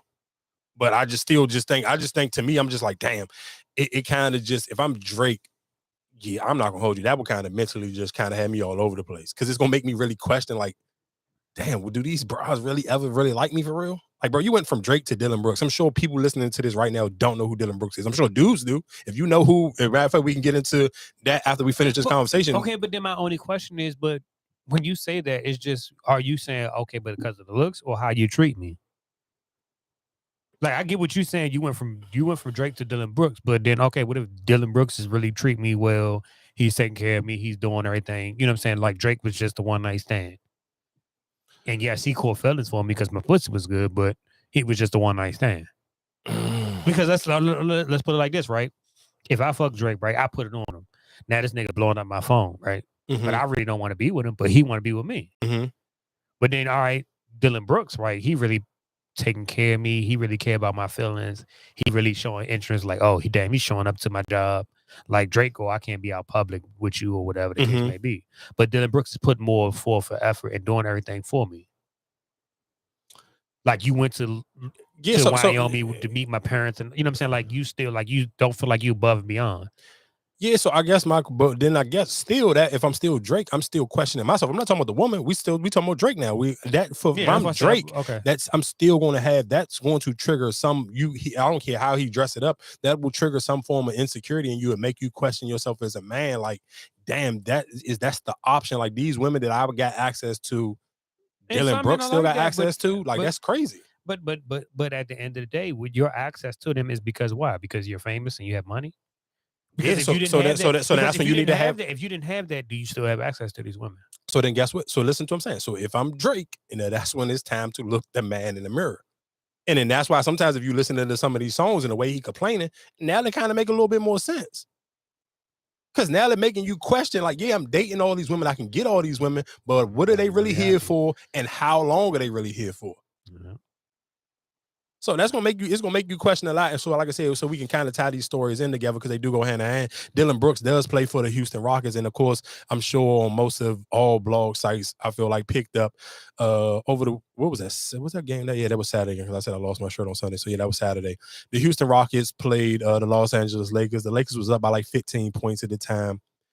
And of course, like I said, Dylan Brooks. So for people who don't know that backstory, Dylan Brooks has been the villain for LeBron James for the last half of a year. It started during the playoffs when they was playing the Grizzlies, and he told whatever the case may be, and people, the whole poke the bear situation, it became a thing. And of course, the Lakers beat the Grizzlies, but Dylan Brooks got to become popular through that series through LeBron James, and it carried on to this season during the regular season. Him and LeBron, they had their little moments where they was going back and forth, and you can see, like, if you watch enough Lakers games, it's not like something just delusional in Dylan Brooks' head. You can see LeBron James puts a lot of effort in when Dylan Brooks is checking him. So anyway, a case maybe I don't necessarily know how it happened or who Ime Udoka was originally talking about, because he was saying y'all need to stop bitching. So and he call. Yeah, basically LeBron was like, "Who are you talking to? You use," because I guess he used the word bitch more than once. Like, so he was basically like, "Who you talking to? You using that word too loosely. Like, we ain't about to go for that." So Ime Udoka was like, "Nigga, you soft. What you gonna do?" And then so that's when LeBron started walking up closer to him, and they get the eyeballing and fake meme mugging each other, and then Ime Udoka got thrown out the game. And LeBron James got a tech, and LeBron got a couple techs so far this season just for miscellaneous petty. So that probably was the most serious thing. Everything else has been him like holding on the rim, and then of course they give out texts for flopping. I think he did get one of them so far this season as well. But like I said, I think a lot of people have like a lot of different takes on that one, to be honest. And of course Kenya Martin is just, he different, and he need to realize niggas ain't going like he going, because he kind of was like super aggressive with his take. Those thing to say, no, I think Bron should have took it a little further in that moment. Like, we gonna, you won't know. So putting that, who you talking about? Like, you know how we feel like you calling people bitches out here. Like, let's see who you talking about, dog. Like who? Like, damn, the ref standing there like, this ain't got, like you said, ain't got nothing to do with you. Mind your business, bro. Who you talking to? So Bron handled it, but I think, we weren't talking about fucking Thanksgiving. Not at all. Hey, what'd you make for Thanksgiving? Yeah, you know what I'm saying? Ass whooping pie, nigga. I whipped up a few. Shit. No, man, I've had situations, coach, a few running their mouth. No, you're not exempt. No, you're not. Ass too. You're not. You say something like you're not exempt. Because you part of them. You ain't with us, you part of them. So Lakers are up 15 at that point.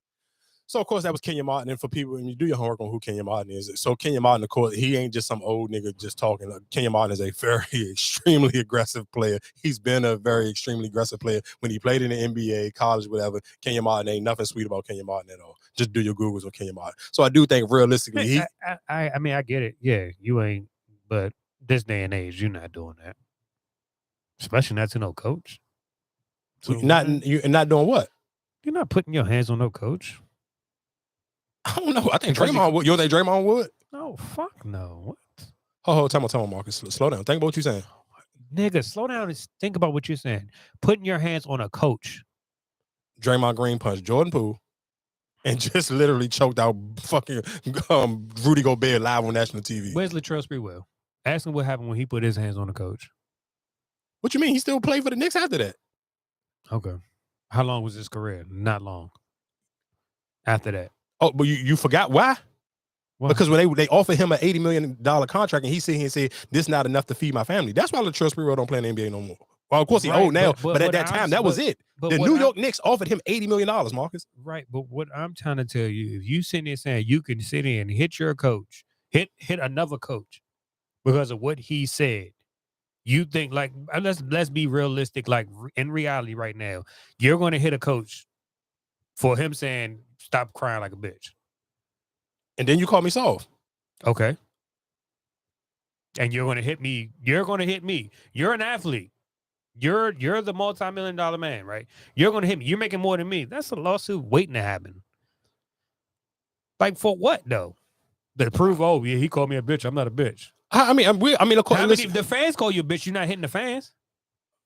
It depends. Fans probably call you worse than that. You're not putting your hands on the fans. Okay, listen. I hear everything you just saying, and let's even tie this back into Russell Westbrook. This was just a couple, any type of way. I'm still a human being. But Russell wouldn't put his hands on a fan either. We seen Russell try. He tried, but he's not going to.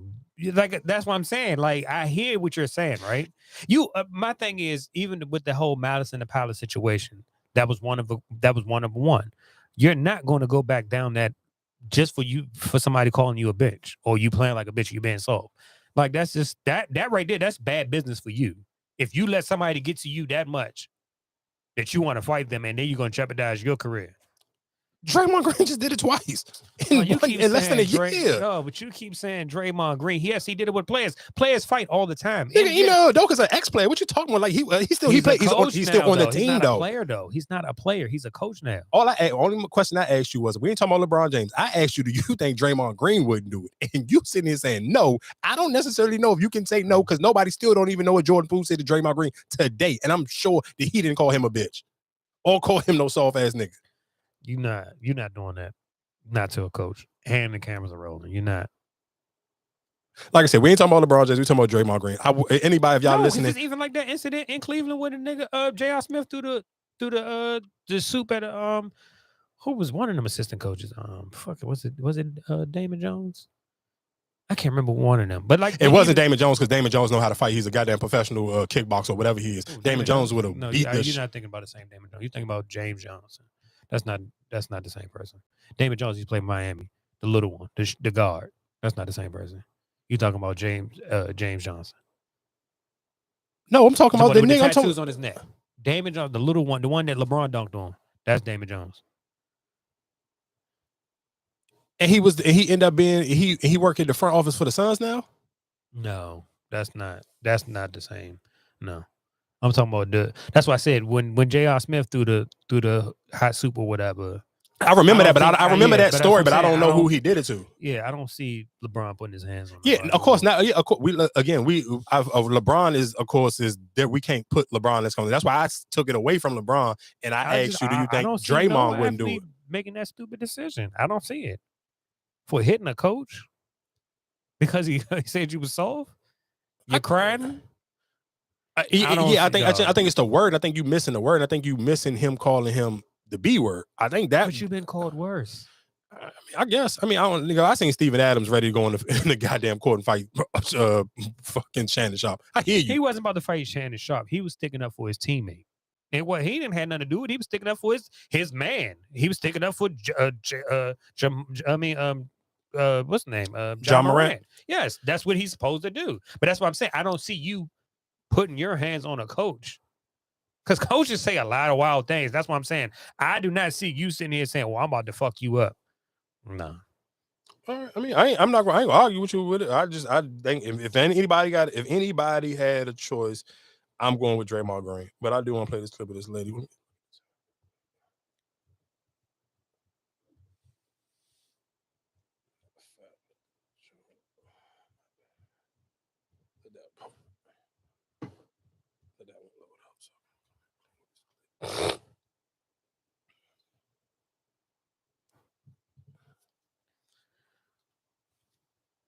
Oh, what's the name? Did the Dylan Brooks dance today too? Who? Nixon. Nicki Minaj? No, Nixon. Oh, when he scored a touchdown. Oh. Cincinnati. Who ended up winning that game? Cincinnati? 34-31.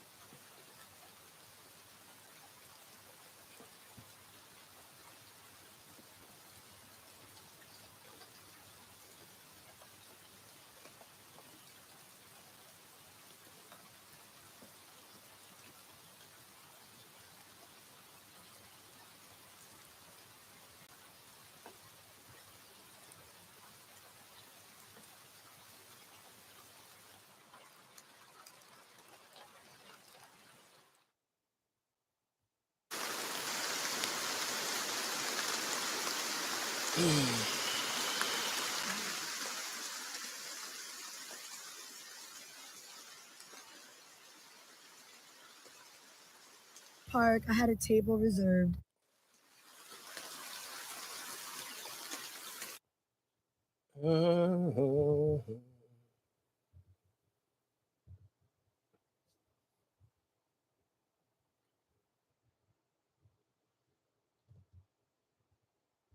Park, I had a table reserved.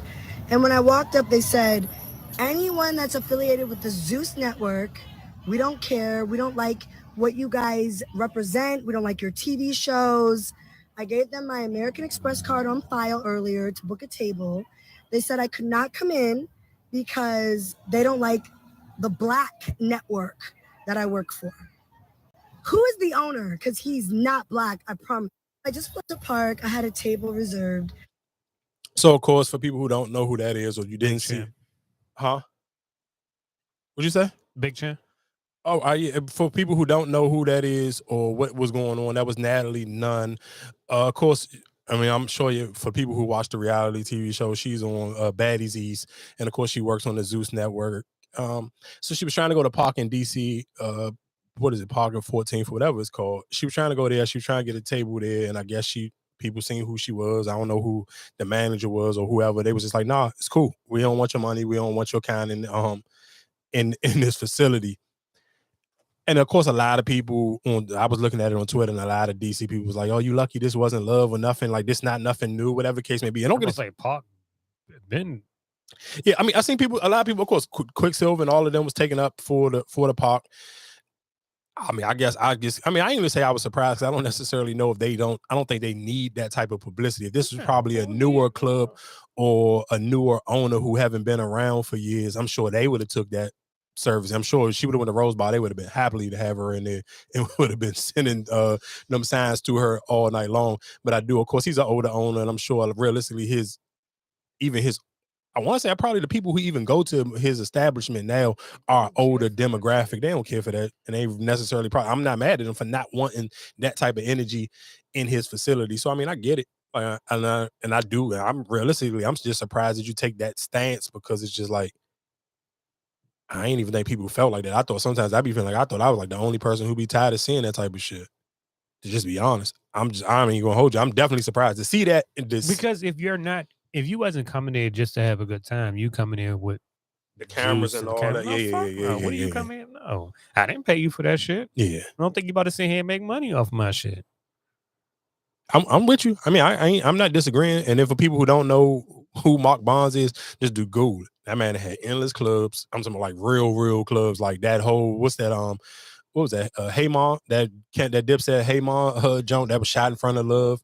Like he had his money as long as Train Smokes, and he has had clubs and been throwing parties probably longer than most of us have even been alive. So of course it's not nothing.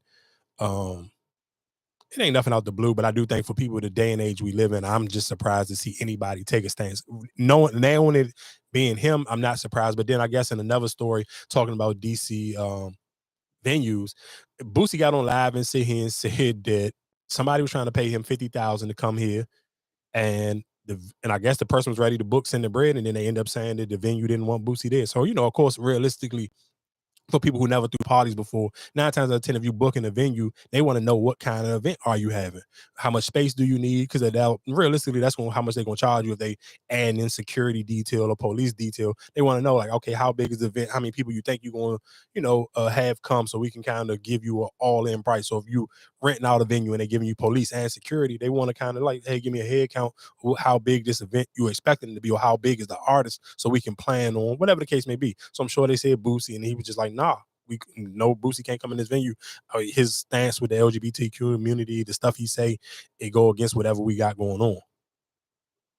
So I was kind of just thinking like, damn, what venue here is even big enough for him to come at 50,000 right now, where that kind of would have made sense. I kind of still drew a blank. It was probably, I was thinking between like Power, the Anthem, and maybe Echo Stage. I don't know too many other Jones that could hold that many people for 50,000 for him to get 50,000 and a promoter to still make their money back. Yeah. But that was just, all of those was like just little miscellaneous stories that kind of. Did he ever settle the shit with Raw Wave? Nope. I think him and Raw Wave, because I want to say he went on live and they basically were saying that Raw Wave never pulled up on him, but he feel like that's because Raw Wave know that Boosie don't own all the publishing to that song. And I told y'all he didn't. I knew he didn't. So realistically, Raw Wave didn't probably pay whoever he was supposed to pay and tell Boosie, yeah, all right, we'll get it back in blood, nigga. I did what I was supposed to do, so I ain't got too much else for you. I guess before we get ready to get out of here, oh man, since we've been kind of talking about tricking this whole episode, the Rubi Rose met her largest spend on OnlyFans. This man spent 60 racks, dog. Was it? Yeah, $60,000. So I cannot, it ain't enough. I don't like nobody that much, dog. I don't care how much money I got. I ain't never gonna be that horny. And I'm not, dog. I can see you tricking all 60 bands if you actually physically touching somebody, but you supposed spending 60 bands to spank your monkey is crazy, dog. He might not be spanking his monkey. He might just want the conversation with her. What conversation is she giving him? And don't they do private video? I mean, conversations and all So that? I'm gonna go out on the limb and say Rubi Rose ain't doing nothing crazy. He spent this I doubt it. I'm sure if you adding it up, we doing private, you doing special video. Yeah, I want to see what he paid for, because I'm still not paying that. Yeah, I don't think he just paid off for your subscription and the pictures that you. Oh yeah, of course, yeah, for sure. You could do tips. They got tips where you can unlock certain things if you tip this or you pay. She was showing him attention. You not seeing him. It's not like we doing video. I see you, you see me. Oh, don't. But no, for sure. But don't get it twisted. Some girls offer that though. They offer we see eye to eye. Yeah, they got the Jones where they offer the live FaceTime convos. Yeah, and he might have been a free joint. He wanted his dick rated and all that type of shit. No, niggas 60 racks, dog, is crazy. No, it's not crazy, because I forgot who it was I was listening to when she said she charging niggas $100 a minute. Shorty from Lip Service, Gigi McGuire. She said her shit starts off at I think like 150 a minute. So yeah, I can believe it. Gigi tough, but I ain't. Yeah, that's what I'm saying. So I can believe it. I ain't doing it, dog. I'm sorry. That's crazy. It ain't If you get dog, if you get that desperate, dog, you might as well spend that bread on yourself. Oh, before we I'm glad we just said that. Before we get out of here, of course, for people who don't know, Glorilla went and got her some boobs. She went. I thought that shit. I know. I was kind of confused because I was thinking of Cola Ray.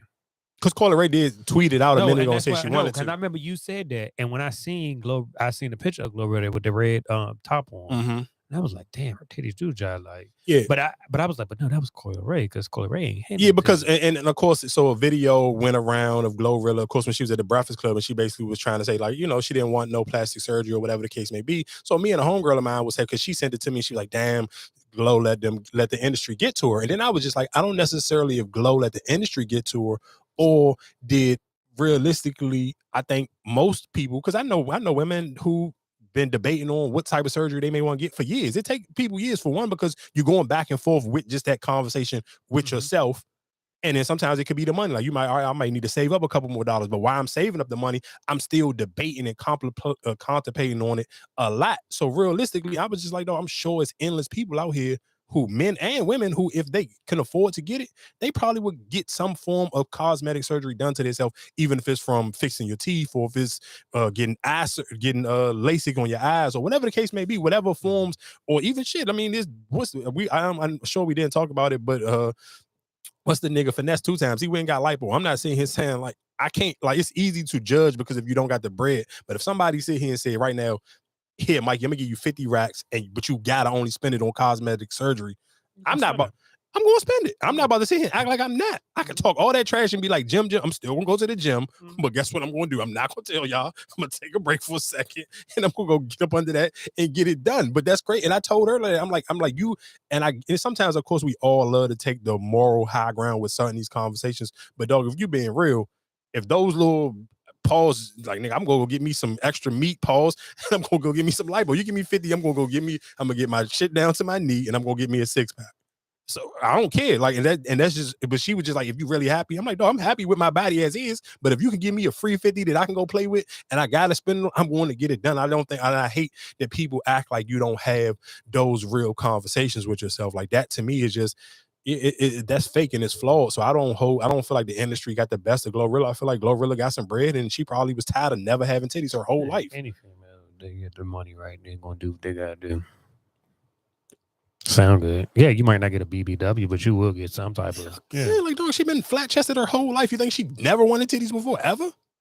It ain't like she went crazy and went and got some goddamn Pamela Anderson Jones. She just got some Jones where you got to really pay attention for real. If you don't look at her enough, you ain't even going to notice it. And the reason why people notice it because she mentioned it in a new song she just did. Pelicans, 120 to 107. Losing or winning? No, they up. What's the score? 120 to 107. Come on, like 3 minutes left. That's what did I tell you? Shout out to the Pelicans for holding me down. I told you I bet with the Pelicans all season, and 9 times out of 10 they come through for me when they supposed to. Shout out to the Pelicans. Oh, yeah. No, because like I said, I heard this morning they was talking about it. They was talking about the end season. They were saying how the Pelicans are terrible on the road. If it was in a mutual fight, like if it was in Las Vegas, they would have go with the Pelicans, but because it's in Sacramento, like I said, all season long I've been betting with the Pelicans and they've been holding me down. Especially when all of them, when they all healthy and they playing, or even if it's just BI and Zion and both of them, and ain't no back-to-back. I think the only time I lost money with the Pelicans is if I bet on them and they playing a back-to-back and they just beat somebody in a tough game the night before, then you come back on the back-to-back. And that's something you got to pay attention to too. If you are into the betting situation, if you betting on a team and they playing a back-to-back and the game right before was a close game, dog, don't bet with them. Because I done lost money with the Mavs like that. They gonna be whatever. They come and play that back to back. Damn. Yeah, what's the name even? B.I. and Jones. And CJ had 17. How much Brandon Ingram had? He had 29. Okay. Yeah. Zion only had 10. Oh, damn. But everybody else contribute. Bulture had 14. CJ McCullough had 17. And Jones, I want to say he just came back off an injury. No, I don't think that's the same person. The nigga who just had the dunk the other night? Yeah, I thought that was Murphy. That was Trey Murphy. They came back. It might. You might be right. I ain't 100% positive. I guess real quick, let's get into Raising Canaan before we get out of here because we talked about the 60,000 researching. Let me see this. Okay, real quick. Research. I can hold that until next week because I'm about to say researchers sit here and say that 50% of women already got a backup plan. Backup plan for what? Dating. Well, like in a relationship, 50% of them already got a backup plan. You agree? Should. I ain't gonna say you should, but why not? You should always have a plan B. If you always got a plan B, then that means plan A ain't gonna work because you in your back of your mind, you too worried about plan B. You're not just gonna have just one option. You're gonna have more than one option. How you gonna focus on what you got then? You still can focus on. You still have a backup plan. That's crazy if you don't have a backup plan. If a nigga just drop and leave you and say I'm done with you, what you gonna do? I'm just so you start over from there because then we could tap. No, time out. No, but you gotta wait till they leave because if you got a backup plan, you too focused on the backup plan. You could be just like the New York Jets. I don't know if you seen that them tweets or the memes that was going around on Twitter. They put on Bleacher Report when they were saying how now the Jets trying to call Zach Wilson back. Like, dog, no, go with that backup plan. You just was shitting on me for the last 2 or 3 weeks. Kept telling everybody I'm the reason why we losing, and now you scored 6 points. Nah, go figure that out. You go figure that out with somebody else then. I can't do it. Should have a backup plan. So yeah, but I guess and then shout outs to Riz. The word Riz, I think we said something. We had it as a topic or something before. What's the dictionary? What is this called? Oxford. Was it? What was it? Yeah. Oxford University is announced that the word Riz is the word of the year for 2023. What is that? Riz, like you got game, you got swag. You got Riz. Like you smooth, you got Riz. Riz Kelly. I'm sure, but it is real quick. And I keep saying real quick. I don't know why y'all made a big deal about Jonathan Majors having the Bible going into the courtroom. Hey, bro, y'all get excited about some of the dumbest stuff in the world, dog. If this is the first time y'all ever seen this man with a Bible, I'm gonna tell you what's not gonna work. Him having that Bible going to the goddamn into the courtroom. I thought that shit was over with. He's still on. He's facing time. Time for what? I guess for whatever he going to court for. At least I want to say I want to say he facing up to a year. Get that shit out of here, nigga. It's serious because he going in there every day with his mother, his Bible, and Megan Good. Like they making a thing of it. Like, so this ain't enough. This definitely ain't nothing to slouch at. Shout out to Mikey Williams. Mikey Williams pled guilty to his charges. Come on, stop it. Hey, shout out to him. Shout out to his lawyer. Shout out to Mikey. Shout out to Mikey Williams because he beat that charge like Rocky. I'm sure he's still gonna miss out on this season. Because I mean, realistically, to me, I don't know. Would you try to still play this season or no? I mean, the season's still early. Season ain't even started yet. So you would still try to play? Fuck yeah. You didn't get suspended. He didn't. Why wouldn't you play, nigga? Them NILs don't. Oh, you. No, hell no, nigga. You need to play. I was just wondering. I didn't know how it was gonna work. I mean, because he ain't done nothing. He ain't been around the team all year or nothing. So I mean, that kind of was just up in the air. Got suspended. Now, if you got suspended or whatever. Yeah, no, he ain't been in school. Now, if he ain't been in school, then he might not. He might play that card like you're not eligible to play. Like if he been out of school, he ain't been doing shit. Yeah, I kind of want to see how that's gonna play out. I'm not 100% positive, but I would like to see how that's gonna play out. But again, like I said, shout out to Mikey Williams. He pled guilty, so he got out of that situation. Of course, if y'all new to this show, you new to this episode, it's time to talk 50 Cent. 50 Cent, greatest TV show producer of all times. It's just him and Dick Wolf. Pause. Let's get into Raising Canaan. See episode 1. Of course, and I said this a million times, and I'm gonna say this every episode of every season of a new 50 Cent show. Episode 1 is going to always start off kind of slow to some extent. You can't look for them to come out episode 1 guns blazing and just going crazy unless it's the regular Power with Tariq. I feel like that shit just almost like a movie. They're going to start that one off killing like 20 niggas. Episode 1 is just going to go crazy. But Raising Canaan, of course, they try to make that one a little bit more believable. So I'm not going to lie. I do think it was emotional. Yeah, it was an emotional one. That's all I was thinking about the whole time. I'm like, dog, this episode is OD emotional. Like they are super. Every character got their emotional moments. Like everybody. Lulu was in here. Lou was in his. Oh my god, this nigga was going through it. What did Rock get? Because maybe I'm missing what happened with her. What you mean? What happened? When did they go after her? The very last episode. You don't remember when Joey Badass came and saved her at the end? That was after she killed the Black Bama? What Black Bama? Didn't she kill the fat dude? Yeah. Yeah. That was all last episode. I mean, that was all last season. See, no, I remember her killing him, but I don't remember. That's what I'm saying. I'm trying to remember who went after her. It was the mob. I remember they killed the little shit that was helping the crazy nigga. I remember they killed her at the church, out front of the church. I remember that one. Then I remember they shot up at Lou at the So that was all that was all the mob too.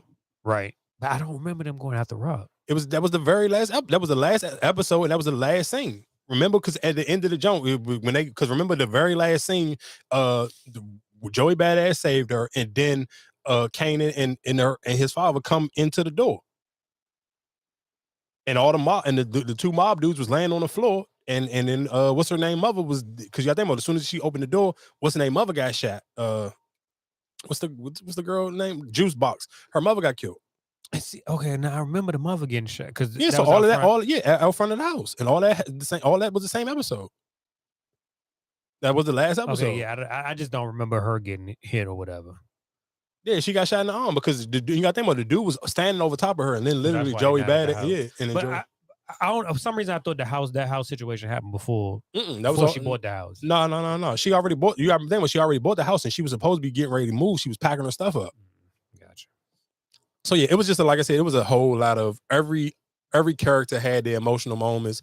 Joey Badass, his brother came home from jail. His brother supposed to be like, I guess, some big time, like super gangster. Looked like a fucking square. He looked like Tommy's brother. Yeah, but I'm listening to the way 50 Cent was describing him. He was describing him like he was describing, but he looks like, if y'all seen Tommy, he looks like Tommy's brother. Yeah, but the way 50 Cent was describing him was like his character's supposed to be like a real get busy type of, like, not on some, like, he ain't supposed to be no trapper. He's supposed to be the one bringing the pain. So he had that situation. I'm not gonna lie, I was a little bit disappointed for them and letting Joey Badass get some cheeks, but I guess you owe him some cheeks. He saved her life. Like, come on, dog, you owe me some cheeks. I literally saved your life. Hey, hold up. So the baby moms, is that the same baby mama? Yeah, my memory ain't that damn good, but I'm sure it is. But just looking at her, I'm like, damn, like she look like some shit. Like that's his baby mama. I don't ever, but maybe because she talking now. Like I don't know. Like I just looking. I'm like, no, I don't remember that. They don't like the same chick. I can't really remember. I just remember because when you see Joey Badass, he always got the fly shit on. So like, yeah, but I mean, his baby mother ain't. Where she going? She in the house. Dang, you ain't seen those scenes with her outside of the house. She in the house. Right. When the first time I seen her, she was in the house. Babe was in that. What's the name? And she had her shit. She had her shit on. But yeah, they was like coming or going somewhere. Like when you told me she had like the coats and all that on. Yeah, I don't think she going though. Like you got to think about it. The first seeing her this episode so far, she got to think when he coming home late. She in a robe and stuff with her goddamn whatever on her head. So I don't necessarily know. Like I mean, she looked mad regular. We got to think about back in the day. That's how most big. No, I get it, but I'm just saying from what I saw before, she just, like I said, because hearing her talk now, it's just like, damn, I don't even remember this chick. Yeah, I mean, I don't necessarily know off the top of my head to me, I can't remember. I don't know what she looked like from last season. I really can't remember. I remember that episode you talking about when she had like I think like an Averex or something on. But I mean, we'll see. I can't really remember off the top of my head what she looked like. But I mean, it is what it is. I guess the biggest takeaway from that episode, of course, is the very end when Kane father, of course, is the police officer. He blew his partner brains out. She was talking too much, and she was recording him the whole time. I had fun. That was what happened. Oh, I mean, of course, everybody. That soon, though. Yeah, I ain't think it was gonna happen in episode one. Like, damn, like she didn't. But again, that happened in episode one, kind of set the bar for the rest of the season. Because like, damn, you smoked her this early in the season. It's kind of like you already know, like it's gonna be up from here. I don't think nobody gonna be checking for her. Shit, they going to because she in the middle of getting investigated. I don't think nobody gonna be checking for her though. Because let's be honest, like okay, maybe the girlfriend, like, damn, I ain't heard from her. But I feel like everybody was giving her like their ass to kiss. Yeah, but it was too hot though. Like, no, you got to think. No, I get what you're saying. Like, it's too hot. But I feel like everybody was giving her ass to kiss. Like, you need to shut the fuck up, leave this shit alone, let it go. Yeah, of course. But yeah, with all that being said, then you just mysteriously just get killed. And he tried to set it up. He made it like he made it look like a suicide. Yeah, so I mean not self-defense, suicide. Yeah. Yeah, I don't necessarily. I'm gonna see how it's gonna play. I don't think it's gonna be just sweet where they gonna just be able to brush that up under the jump. Shit for him. I think so. Because I feel like he already had the upper hand already. He had the upper hand just because he already been putting in the work and nobody didn't want to hear her goddamn mouth. And police supposed to be having that behind the blue shield type of shit. She was trying to show that he was dirty. But you gotta think about it. So they still on that now in 2023. Nigga, you talking about this is supposed to be in the 80s or the 90s. They definitely wasn't going for that. So you being a goddamn snitch. Right. So I feel like if the only person who probably might be trying to look for it might be the girlfriend. And her father. I don't think her father going to just be like, the way he read her ass, like, dog, you don't shut the fuck up and leave that shit alone. Yeah, but that's because he was an ex-police officer too. But I don't know. And I feel like he went through some shit. And like, even when the chief said something about his mother, like, dog, just let it go. You the worst mistake that, that's why I say I feel like if anybody, it might be the girlfriend. We're gonna see. I was surprised that Kanan, he tried to like so crazy. His 50 Cent voice now is OD. Like he sounds so much like 50 Cent. Like that shit is crazy how much he sounds like 50 Cent now. Like, I don't know if you like pay attention next episode how much he sounds like 50 Cent right now. Like when he was talking, he did be doing when I just keep thinking about 50 Cent Get Rich or Die Trying when he was the way he was talking. He sounded exactly like that. Yeah, like I said, I mean it was a good episode. It was episode 1. It was a lot of emotions. They Melvin went to his ex-wife or whatever jukebox mother funeral. He was in. I don't think they was married. I don't know if they was married or not. But his ex, I mean, what you can't call her his ex-baby mother. She's still his baby mother. Right. She just dead now. I don't. Went to her funeral. Who else had an emotional moment? That was it for real. It was a good episode though. Like I said, it was, of course, episode 1 going to kind of start off a little bit slow. But like I said, we here each and every Tuesday. Like, share, subscribe, share with another friend. I feel like this was a good long episode. So y'all got time to listen to how you listen to it. Podcast.